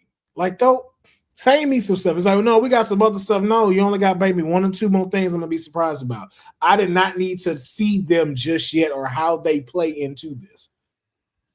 Yeah, But- marketing has taken a step back when it comes to pushing movies out because there's so many channels to push content to. It was like, hey, we need to cover every single thing that we can cover and build up interest for this movie. Yeah, got to cover social media. Got to keep this ADHD crowd in spec. We got to keep giving you trinkles. Oh, we're not making enough money. We're not sure if it's going to give the ticket sales that we need. So now we got to make sure people go see this and stuff. So to the point where now, and I don't know if these two coincide with each other, but I remember when if you wanted to see the movie before it came out, like it's supposed to come out Friday, the only time you can go see it At midnight. at midnight. Yeah. Now, I'm positive they changed that because of the whole shootings thing. Yeah, that was it. That they changed that. So that's why I said the two might not coincide with each other. But the fact you start showing it Thursday, like Captain America, I saw that 7 o'clock on Thursday. I saw it at 2 p.m. on Thursday. Like, what are we doing? What are we doing? But think about it. That's more screens. That's a movie on the screen more times Mm-hmm. than they have had before. That's a full Never. day almost of this movie running on multiple screens all the way up until the actual release date. Yeah, and I was in the IMAX theater, and it was 12 of us. I counted how many people came in. My It was- 7 o'clock theater was packed. But again, why you don't start them at 7? True. If we're gonna do it, you want to really fill it in. Exclusivity has always been the way to go. Yeah. So I didn't like that they gave it away. But here was my thing to not give too much of it. The main plot should have been the subplot. Let me. You ready for the picture, Deonne? You ready for? I know what you're talking. I feel like I know where you're going. You ready for the picture? Adamantium should have been the forefront of this. And the Serpent Society should have been the main villain with my boy Jean, Carlo Esposito. And what they should have done was have them build with Adamantium, try to develop Weapon 1. Just like how Wolverine is Weapon X, Weapon 1 is the first thing that they're doing with Adamantium there. And they're making a suit like an Iron Man suit out of adamantium. And guess who's the first one they're gonna rock with it? Who? Seth Rollins. Seth Rollins should have been in that movie still, and that's who they gave They it to. cut him. They completely cut him. Why did they cut him? Because they changed the story. They rewrote everything. Oh wow! I'm saying when you watch it, you're gonna be like, you can tell where they rewrote stuff. And I would have had the leader create a serpent serum for Seth Rollins. It's a super soldier serum mixed with reptilian DNA to give to Seth Rollins. So that's the first introduction we have of him fighting Cap. And then Cap kind of gets his ass whooped, but also wounds Seth. That's why they need the adamantium Iron Man suit. We get the big fight at Celestial Island between all of them. And even maybe some adamantium robots. And then that's where we see Captain America, Falcon shine, the other chick, and the Americans and the countries coming together. The subplot this whole time, though, is the leader has been doing what he's doing for Red Hulk. Red Hulk busts out, and you have a fight with him at Celestial Island, and then he jumps and disappears, but now it's worldwide. And the leader is telling Cap, he said, you thought them were the main thing? He's like, you obviously don't play chess. I've been holding my rook this whole time. And that's when the Red Hulk comes out. And then now disappears. We don't know where he's at, but it's now all over the news that the president is the Red Hulk. And then the leader takes over the White House and storms the White House with the mind control devices. And then when he gets there, he stops the leader. That's when you had that other Red Hulk fight. So now we got two Red Hulk fights instead of the one that we got.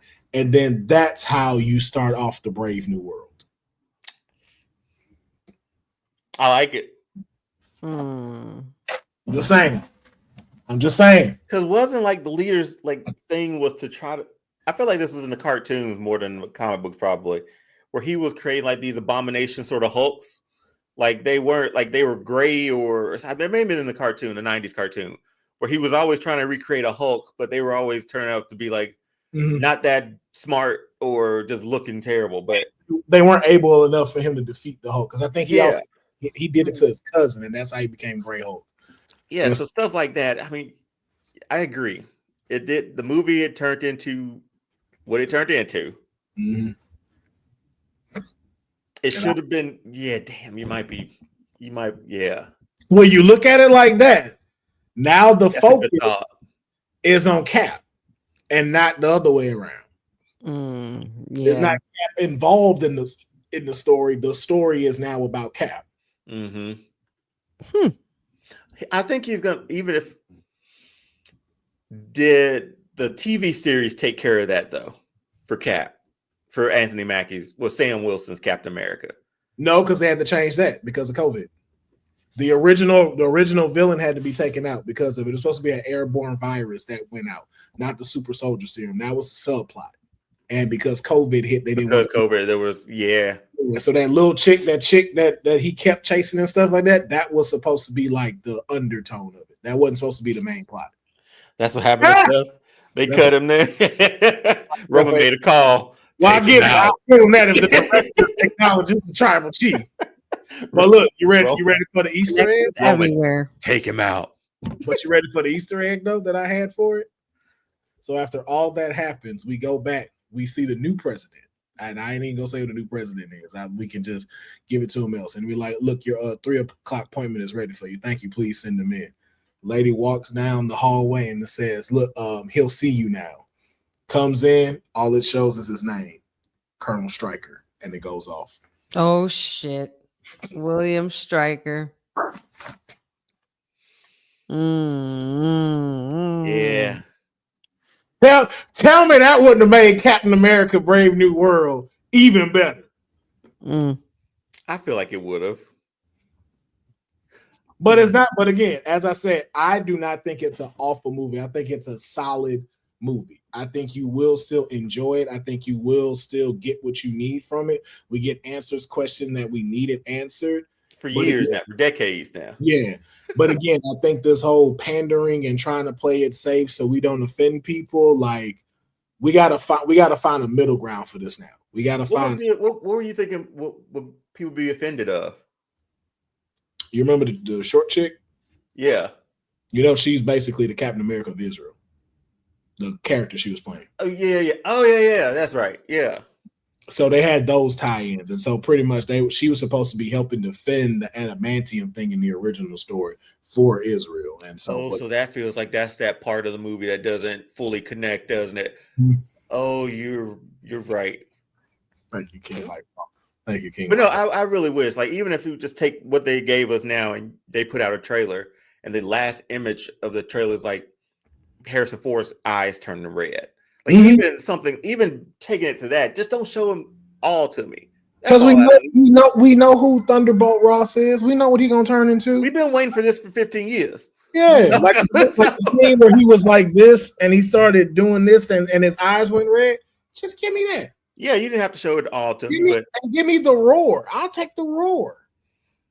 Yeah, the trailers need to get more clever in not showing us. Sometimes everything. Less is more, guys. Mm-hmm. It is. But they just wanted us to be able to go, we got the Red Hulk, so you got to see it. It's like it works in marketing too, man. Like they got to sell this movie and everything else that comes along with it. Man, it's like Henry Cavill for Superman, right? Mm-hmm. He was in the marketing for Justice League. I was like, wait a minute, that doesn't make sense because he died in his last one. And you just ruined that whole thing. Well, that whole movie was problematic. Exactly, but I'm just saying from a standard like storytelling, don't tell me he's going to be back in it. But they had already knew, like they kind of knew that movie was going to fail just because of what happened with Zack Snyder, and then having to bring in like Josh Whedon to finish the film and stuff like that. Like it was doomed. It was doomed. Yeah, that was it. It was doomed from the start. Mm-hmm. But I definitely don't feel that way about Captain America. Like I don't. Whoever's like shitting on it and saying it's like one of the worst films, I'm definitely not agreeing. No, I'm more excited for the future of it. I think that's where I am because the task he's been given, he is Captain America now. People are calling him Cap. They don't call him Sam. They call him Cap. Right. Yep.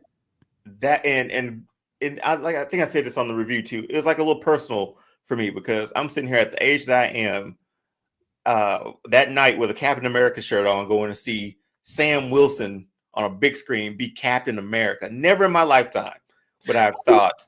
I will say I was hating a little bit. Because I had to catch myself at first. I was like, this nigga's slow. Like slow fight scenes. But then I had to think about it. Oh yeah, I forgot. He don't have a super He's soldier. not a super soldier. He's just a regular guy. Then when I caught myself, I'm like, oh no, he throwing hands then. He throwing hands. Exactly. So he's throwing hands. I think the fact that I get to see him on the big screen as that, instead of the Falcon I got back there and the red wings and the white, and like that guy's never gonna get a solo movie. That's what you think. Yeah. But now he's Captain America. That's dope, man. Like, that's never in my life I thought I'd see that on a big screen. Yeah, no, that was. So I think it's more like an appreciation thing for me. And knowing that they gave him the baton to run with it after this too. Yeah. And to show like a few of the folks in there also agree with it. Like don't nobody like disagree with the choice that technically the second captain made. Because again, even like identifying like Isaiah Bradley in there and giving him his respect. Like I was like, because there's one part in there when I was just like, oh wow, they really said it. You know what I want? He really said it. That touched me right there when I was like, I want a mini series of Isaiah Bradley. I was like, yo, that's what we got to get, bro. Season. Give me one. One season of his story being the first Captain America, and then the test that they're doing on him. Give me a mini series. You don't have to give me 2 seasons. Mini series. One season. And I just want to see him go up against Winter Soldier. I'm not greedy, honey. No, I'm not either. I'm not greedy. But I still got a lot left in the tank. But I'm not greedy. She was like, only last year. That was only last year, I guess. She's like, listen, here we go. I'm letting my herbals calm me down. I'm just gonna let my Nah, yeah, y'all got more than enough out of me with that one has to go bullshit. So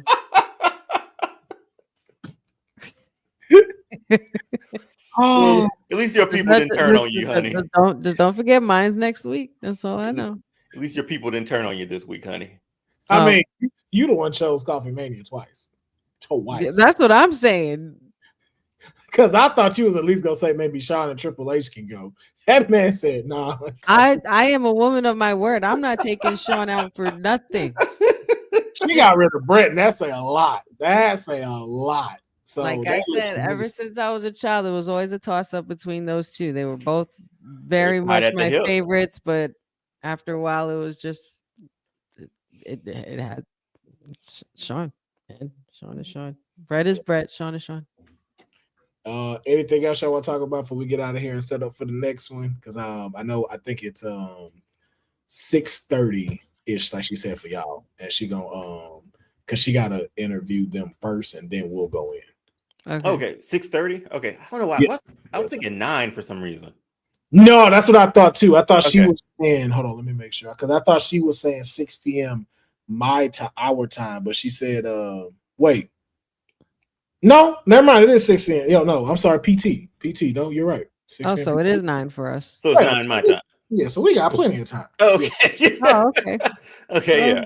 But I do still want to get the call sheet to her in time just to get everything ready. Because course. for those that are watching, like, you know, we enjoy wrestling. We definitely enjoy coming together to make this podcast together. So we want to definitely start bringing in like special guests, people to be able to like not only just kind of like throw a couple of interview questions in, but get them to be just as mad as honey when one has to go. Matter of fact, I'm probably We should do that. we're definitely gonna do that for this. We're gonna do what? It's gonna be Brett one time, Sean rest of them. Just Shawn Michaels. See, he did that. You see Dion. It's okay. It's okay, guys. It's okay. He's like, Just know my one has to go is next. Essentially, That's all anything I'm we gonna love, say. Will, we're gonna have to pick against. She gonna make the graphic herself. No, I got all of it. I got it. Let me I definitely got it. send it to you Friday evening. I got you both. I got you. She's saying, say nothing. Say nothing. Mm-hmm. She's like, and you going first. Yeah. And I'm putting you on a timer. We're like, no decisions. 5, 4, 3, 2, 1. Go. Real quick. Yep, all of that. Quick flash, hot seat, motherfuckers. Wait. Wait nothing. Let me catch Wait my breath nothing. first. Let me catch my breath first. Wait nothing. Oh man. So was y'all Valentine's Day what y'all needed it to be?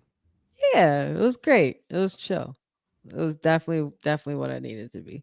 It turned out that I was on call. They didn't need me, but you know, I was like, I guess we make some plans. And Let's talk about how you close out a whole restaurant for Valentine's I Day. did close saw a out a whole picture. restaurant. Nobody else not, did. You saw it too, right? I didn't see no shadows behind her. No Not- shadows. It Nobody. was good lighting at the bar. No It was- shadows, no silhouettes, no nothing. Right. it It was don't even good look like y'all at a bar. It looked like you're at a table.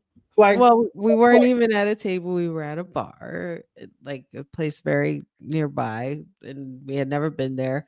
And it actually turned out Pat, you knew somebody there who was actually the manager, and ended up buying us a round of drinks.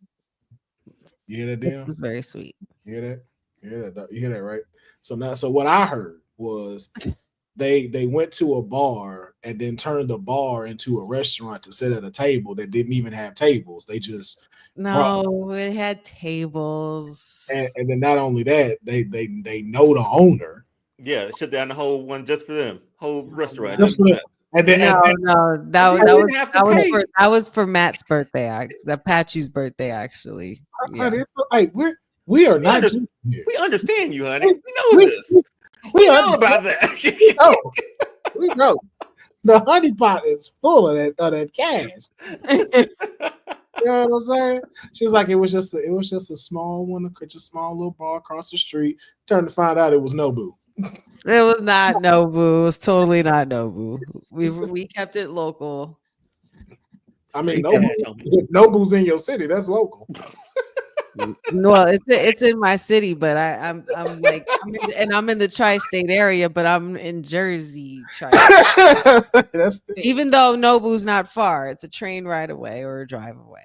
But still, I'm just- Local is like the little mom and pop shop down the street right there, man, for restaurant. But you say mom and pop shop, not local. You go, mom. We went to a little This mom is and true. pop. Well, our little hole in the wall. We went to a little hole in the wall. Yes, I mean, some of those little hole in the walls be like the best food ever, man. they really do. They really do. We have a couple of hole in the walls out here, and we found a new one last night. They had some really good stuff that we had. Again, I don't know if Nobu is hole in the wall, but okay. Nobu's not hole in the wall, and we weren't at Nobu. If that's what you're calling it. If that's what y'all calling it. Okay. We understand. Hey, look, listen. Both y'all deserve it. So no one's knocking. Y'all deserve it. Okay. Yes. Honey, more bucks. Yes. Yes, Sage. That's a good name. Wait, Sage, you had a question too. That's actually yeah, a yeah. fire ass name. I got a question. I realized that throughout the podcast that WWE loves who Done it storyline. whodunit storylines. Thank you. So my question: what is your favorite whodunit? Mine is the Austin with the car. I think that's the biggest one. Nah.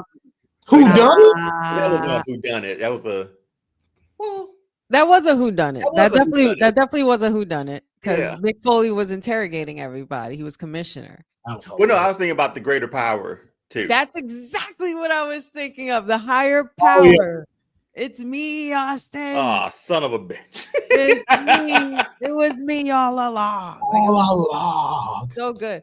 I think another whodunit was who attacked Shawn Michaels, and it ended up being Triple H. Oh, that was a good one. That was so good because it ended up reviving Shawn Michaels' career. He had just returned, and we never thought we'd see him wrestle again. It just They cleared that footage, that security footage. the Oh, original Triple H is in the comeback ring. story. Triple Yeah, H is in the ring man. smiling or laughing about what he And did. Shawn's face is bruised. He's like, "It was you, Hunter," and like, Good. oh. Yeah. And he's like, "I got to show my son that sometimes you have to be a man." And I was just like, you know what, Sean, go the fuck off. Go off, Sean. Go on. But maybe what about you know what's mine? The when it was the stalker thing with the Undertaker when they was and it was DDP. Oh, I hated that one Yes. so much. one of my favorites. Oh. That's my favorite. I hated that Yo, because it was when that DDP. mask came off, that crowd went ballistic. Yeah. I love DDP, man. All right. In WCW. I did not like that story. Does this count? Does this count as a whodunit? I mean, not so much as a whodunit, but who is it? Kind of whodunit, like the countdown, the Millennium Countdown. That was definitely. I think that was a great Debut. debut. Sort of like teaser date. Yeah, like it's more like Like an who's arrival. behind the curtain? Like who done it? Like who's the reason behind? Yeah, the because nobody, countdown? because it was like everybody was kind of like no one knew what it was. If we think about like just who done it, who was behind GTV? Anybody remember that? Yeah, It was during the Attitude Era. They show like the security footage in between matches of the backstage or whatever. We never found out who was behind GTV. I don't even know what the GTV stood for, but that just went away. Even the Raw general manager was a thing, right? The We Raw got a general whodunit. That was- manager. Your favorite guy, honey, who attacked Aleister Black when he was in NXT. Oh hell yeah, Nikki's got a secret. Oh my Yep, god, Nikki's got a secret. good times, man. Nikki's Good got a fucking secret. times. That was a Good. good one. Oh, that was one of the reasons that damn parking lot. That damn parking lot in NXT. Damn parking lot. They got that in 2K25 this year. Like the NXT parking lot is essentially the back Man, stage listen, area hey, now. 2K25 is not playing with us this year. The only ones A who month, have doesn't who have technically survived the parking lot is Jada Parker Yep. She be and, living there. and Stephanie Vicaire. She be living there. Like Jada Parker, that's Parker the be whole- back there waiting with a bat, ready to swing, like just waiting for you. I'll meet you outside. And then Stephanie can- Vicaire just walking through like I wish a bitch would. I come to work with a bat in my hand, man, in the parking lot. working. Child. Mm-mm. But yeah, but don't 2K25 comes out what, like March? March. ninth, no, That's seventh. early. I feel like I that's can't wait. It is. Normally it came in like after WrestleMania. Yo, that island mode reveal. I thought of y'all when I saw it. I'm like, oh my god, these mofos are gonna have a field day with this shit. if Yeah. it's like 2K or NBA 2K. Yeah, it's just My Yeah. city. It looks wild. So crazy. I cannot wait, because especially since we get to play together with stuff now, so it's not like just the online, like we got to connect and then we can just have one match. Like we can all be in there. Like I can see Deonne, I can see your character, you can see my character. We can go walk to like Rey Mysterio's joint and wrestle there. It's wild. It's so That wild. thing's That's wild. pretty fucking cool. Yeah, that's the majority of my gaming streams. I'm definitely gonna be on. They're that. not holding back this year. I think they got the fun back into it. When you look at the backstage stuff, you're like, okay, they wanted to be a simulation for so long. Where like wrestling can't be, a video game can't be a simulation, man. Not for wrestling. And I think, and I think this would be the most I ever spent on one video game. Shoot, what's that? What's their Bloodline edition going for? Like 100? Like 150. 150? I mean, well, like 140, like with tax, you gotta consider the tax too. So like 140, 150, something like usually that. this is the only game like I'll buy Because you get year. everything. Exactly. Get That's the only reason. Let's say my only thing is it's gonna release all that anyway. That's why I'm kind of like. But it's good to just have it, and then once they You release don't gotta it, worry about it. boom, it's on your PlayStation, You man. just fucking get, because you're gonna get it anyway. So just get it. It's while it's hot. 129 for the Bloodline edition. 129. That's without tax, right? Expensive one, right? Yeah. But see, the only thing I don't like about this is that I don't like buying that digitally, because I feel like, and something my homegirl Larkseen brought up, and she had a very good point. Like when you used to buy those hard copy, it came with so much stuff. You know what I'm saying? Like you had like a different case, you had the manual, you had like this, like customary thing that they'll give you inside of it that you can't get nowhere else. UK used to get Right. like lockers out with Yeah. edition. And it's like now I'm paying almost $130 just for a digital version to maybe have some more V-Bucks or whatever they call them, and to be able to play it just a little bit early. And then for me, I'm not even gonna get to do that anyway, because I'm gonna be gone. I'm gonna be out the country during that time. So it's like, why am I buying it? And I'm not even gonna get to experience it early until I get back. Yeah. So I don't know. I just like I don't get me wrong. Like my tribal chief is worth $130. Like, is there anything else to be said? Yeah, because that one's gonna be good. This year's gonna be really, really good. But usually on like PlayStation Store, there's summer deals and their spring, like those deals are ridiculous on those for those games, like 75% off. Sometimes. Wow. Like I bought like 5 games for like $50. Yeah. It just popped up on my phone. Oh, the Triple H was an asshole, man. This is in reference to, it was you, Bianca. I mean, hey, they ain't not saying the truth. Also, too, does this count as a whodunit? Vince's illegitimate son? Hell yes. Hornswoggle and shit. What?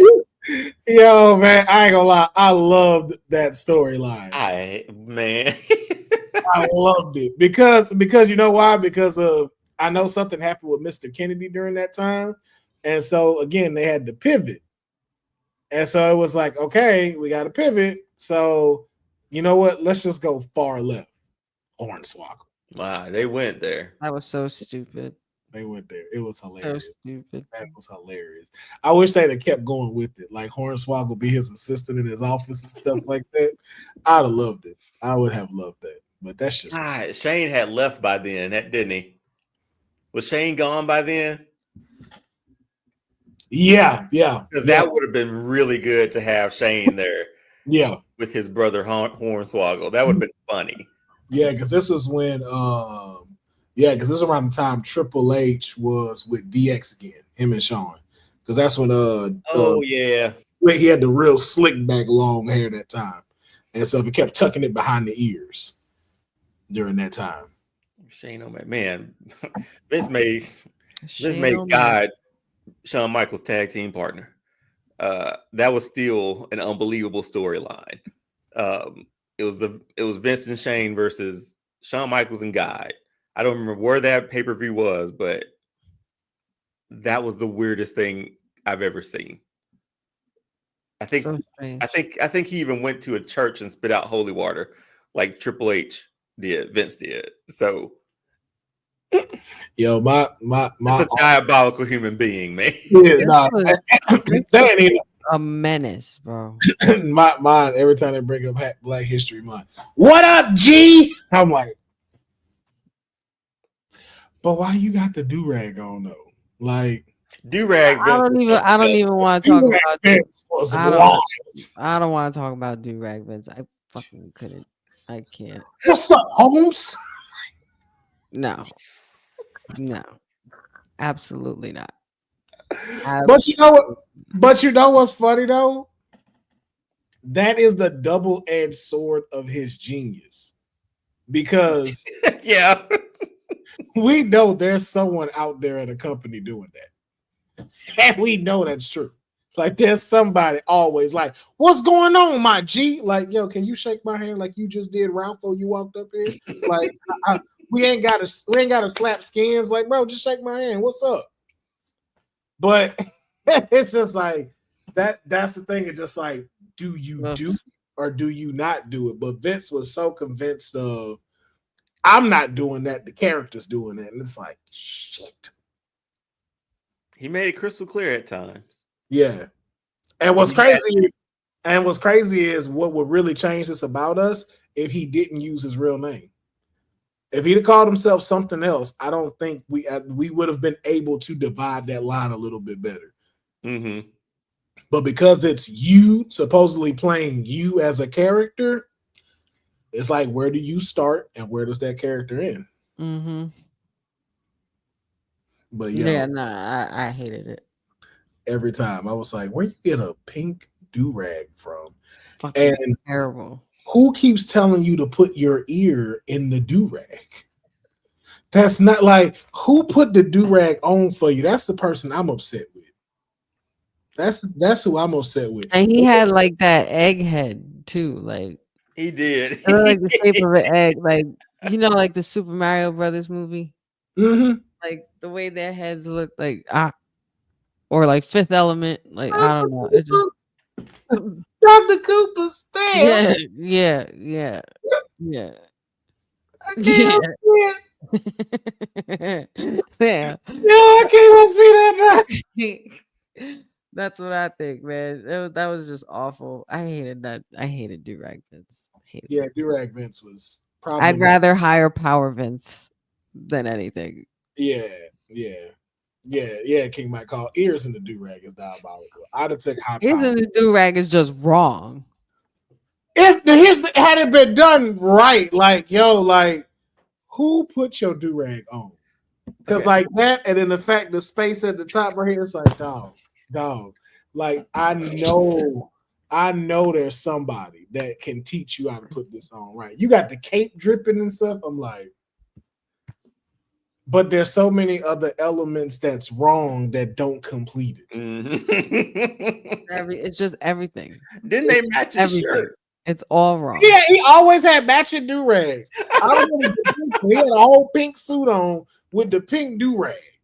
God, I And can't. I'm like You don't even have to describe it, and I see it, and I hate it. you know what's funny though? Man, this is fucked up to say, but it's true. That Vince made us okay with John Cena rapping. He was like, you know what? We not as bad as we used to be at John Cena no more about that. You know what? Go ahead and do your rap. Go ahead and rap. Do your rap. And get a platinum album out of it. Go ahead, exactly. It's like, go ahead and do your stuff. We not mad. We know you not culture appropriate no more. That, you know what? Yeah, you do your thing. We now then saw what it means when y'all doing that. Mm-hmm. Funny little note, real quick, and I guess I don't know how me and my wife got to this subject, but I had never shown her The Godfather before. And I showed her, like, you don't need to see anything, we just get to see his entrance.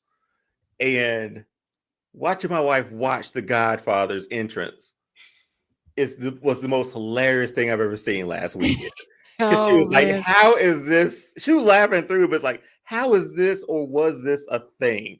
Like, I told her, like, when he comes out, they gonna boo him. But That then you age just wait. Just demographic. wait. I was like, you just wait what happens when they start booing him. Did you show the Godfather when he came back at the Royal Rumble? No, I didn't. I showed her one from like 99, I think, where he.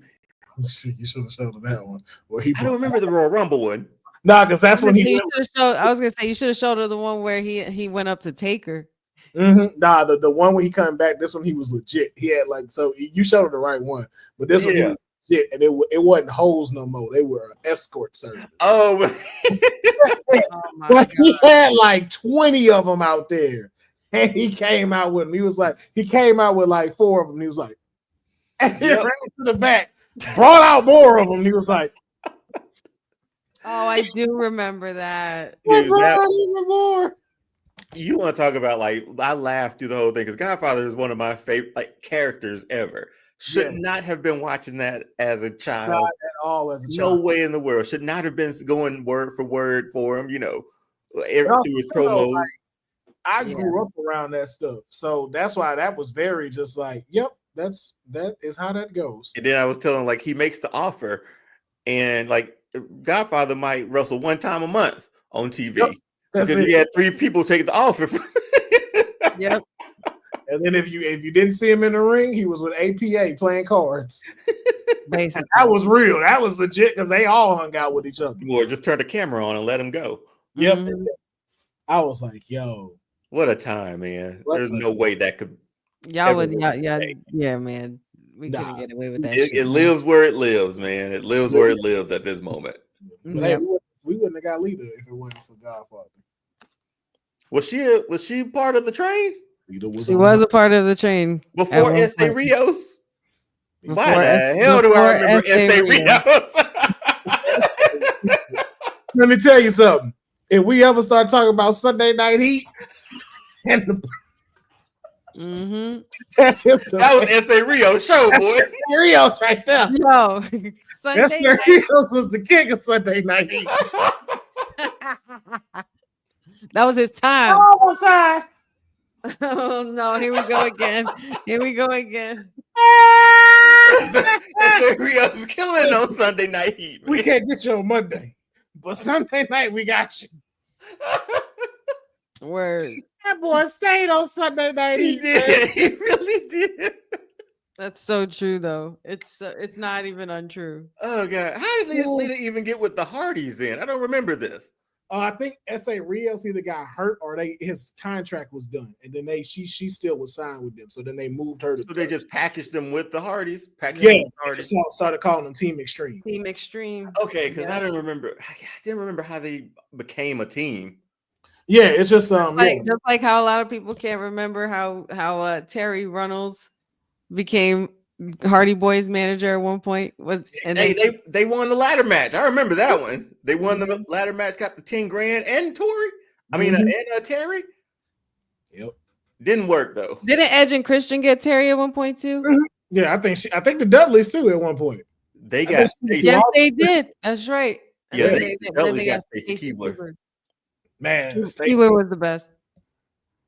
Stacy Keibler had me in a chokehold. I was she had the world in a chokehold. I was like, Mom, I think I'm finna walk down the dairy aisle. She's like, no, you're not. And it was at that moment where I was like, I got to give my kids a chance. Yeah. So I got to start climbing trees. That's why I got to get ready. Let me get my gear. Out here with my Indiana Jones whip, just off limbs and stuff. Got my Batman shooter. Let's go. Oh, it's in my face. I can't feel my face. Yo, if you saw Honey's eyes when she took her chance.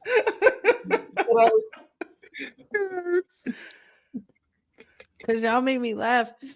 Well, I was inhaling and it my face. My face it's burning right here so bad. I'm sorry.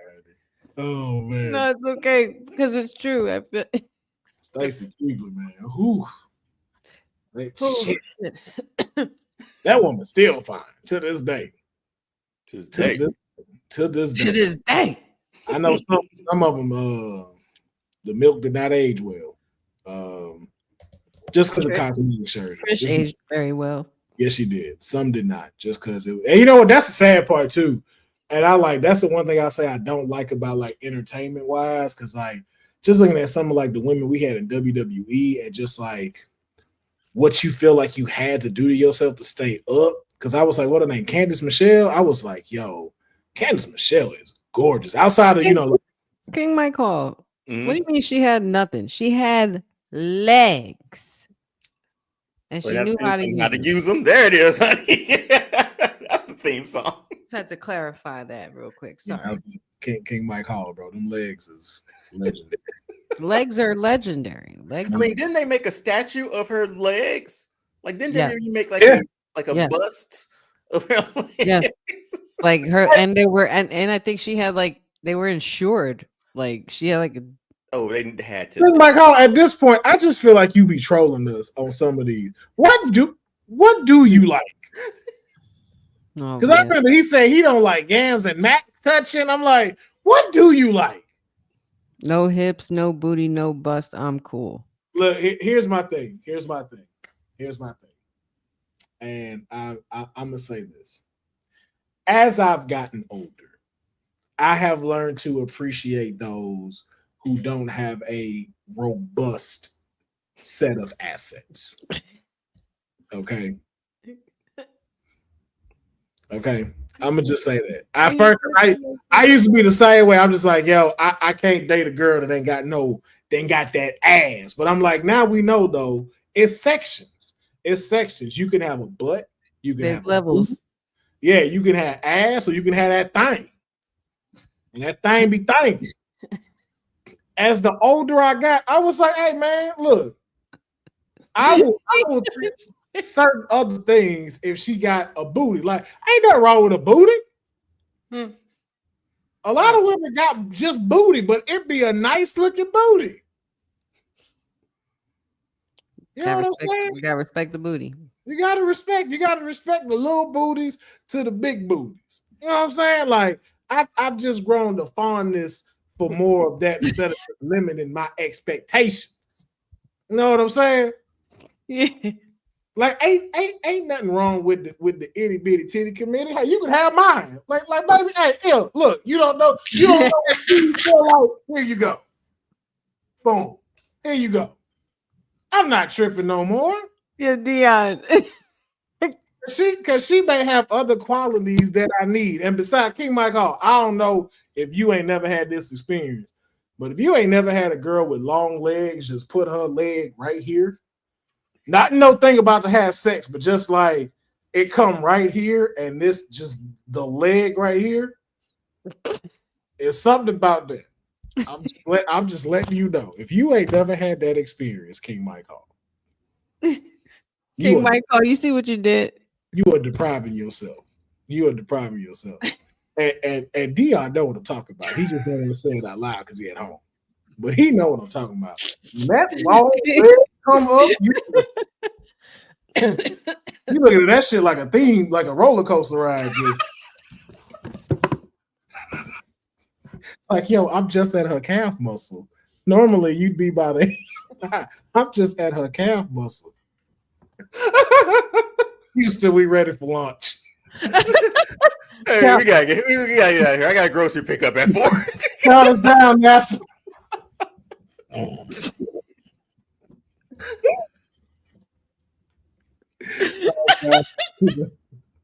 That is our roll call of shooting the ish. Get up out of here. Yeah, we need to get the fuck up out of here. Yes, because honey's over there dying, and I also need to eat. So yes, thank y'all for joining us. Hope y'all had a wonderful time on the Kayfabe Podcast. Like I said, we got a lot for y'all to look forward to. So we just growing and we getting bigger and bigger. And we'll be back with the clips and everything like that and posting on social. That's more on my end, not Deonne. Deonne has been doing an incredible job making the clips. I just been under the weather and got a chance to get everything. Give me a little time to make some more. Yeah, we'll be back and kicking on it this week. So appreciate y'all tapping in with us. We will catch y'all next week again, Saturdays, 9 a.m. on the West Coast, 12 p.m. on the East Coast. So enjoy the rest of y'all Saturday. Hopefully, maybe we'll have an NXT post show. We'll keep y'all updated though. So, but until then, enjoy y'all weekend. Stay safe out there. Take your vitamins, drink plenty of fluids, and don't piss off your tag team partners or your spouse. Happy Black History Month.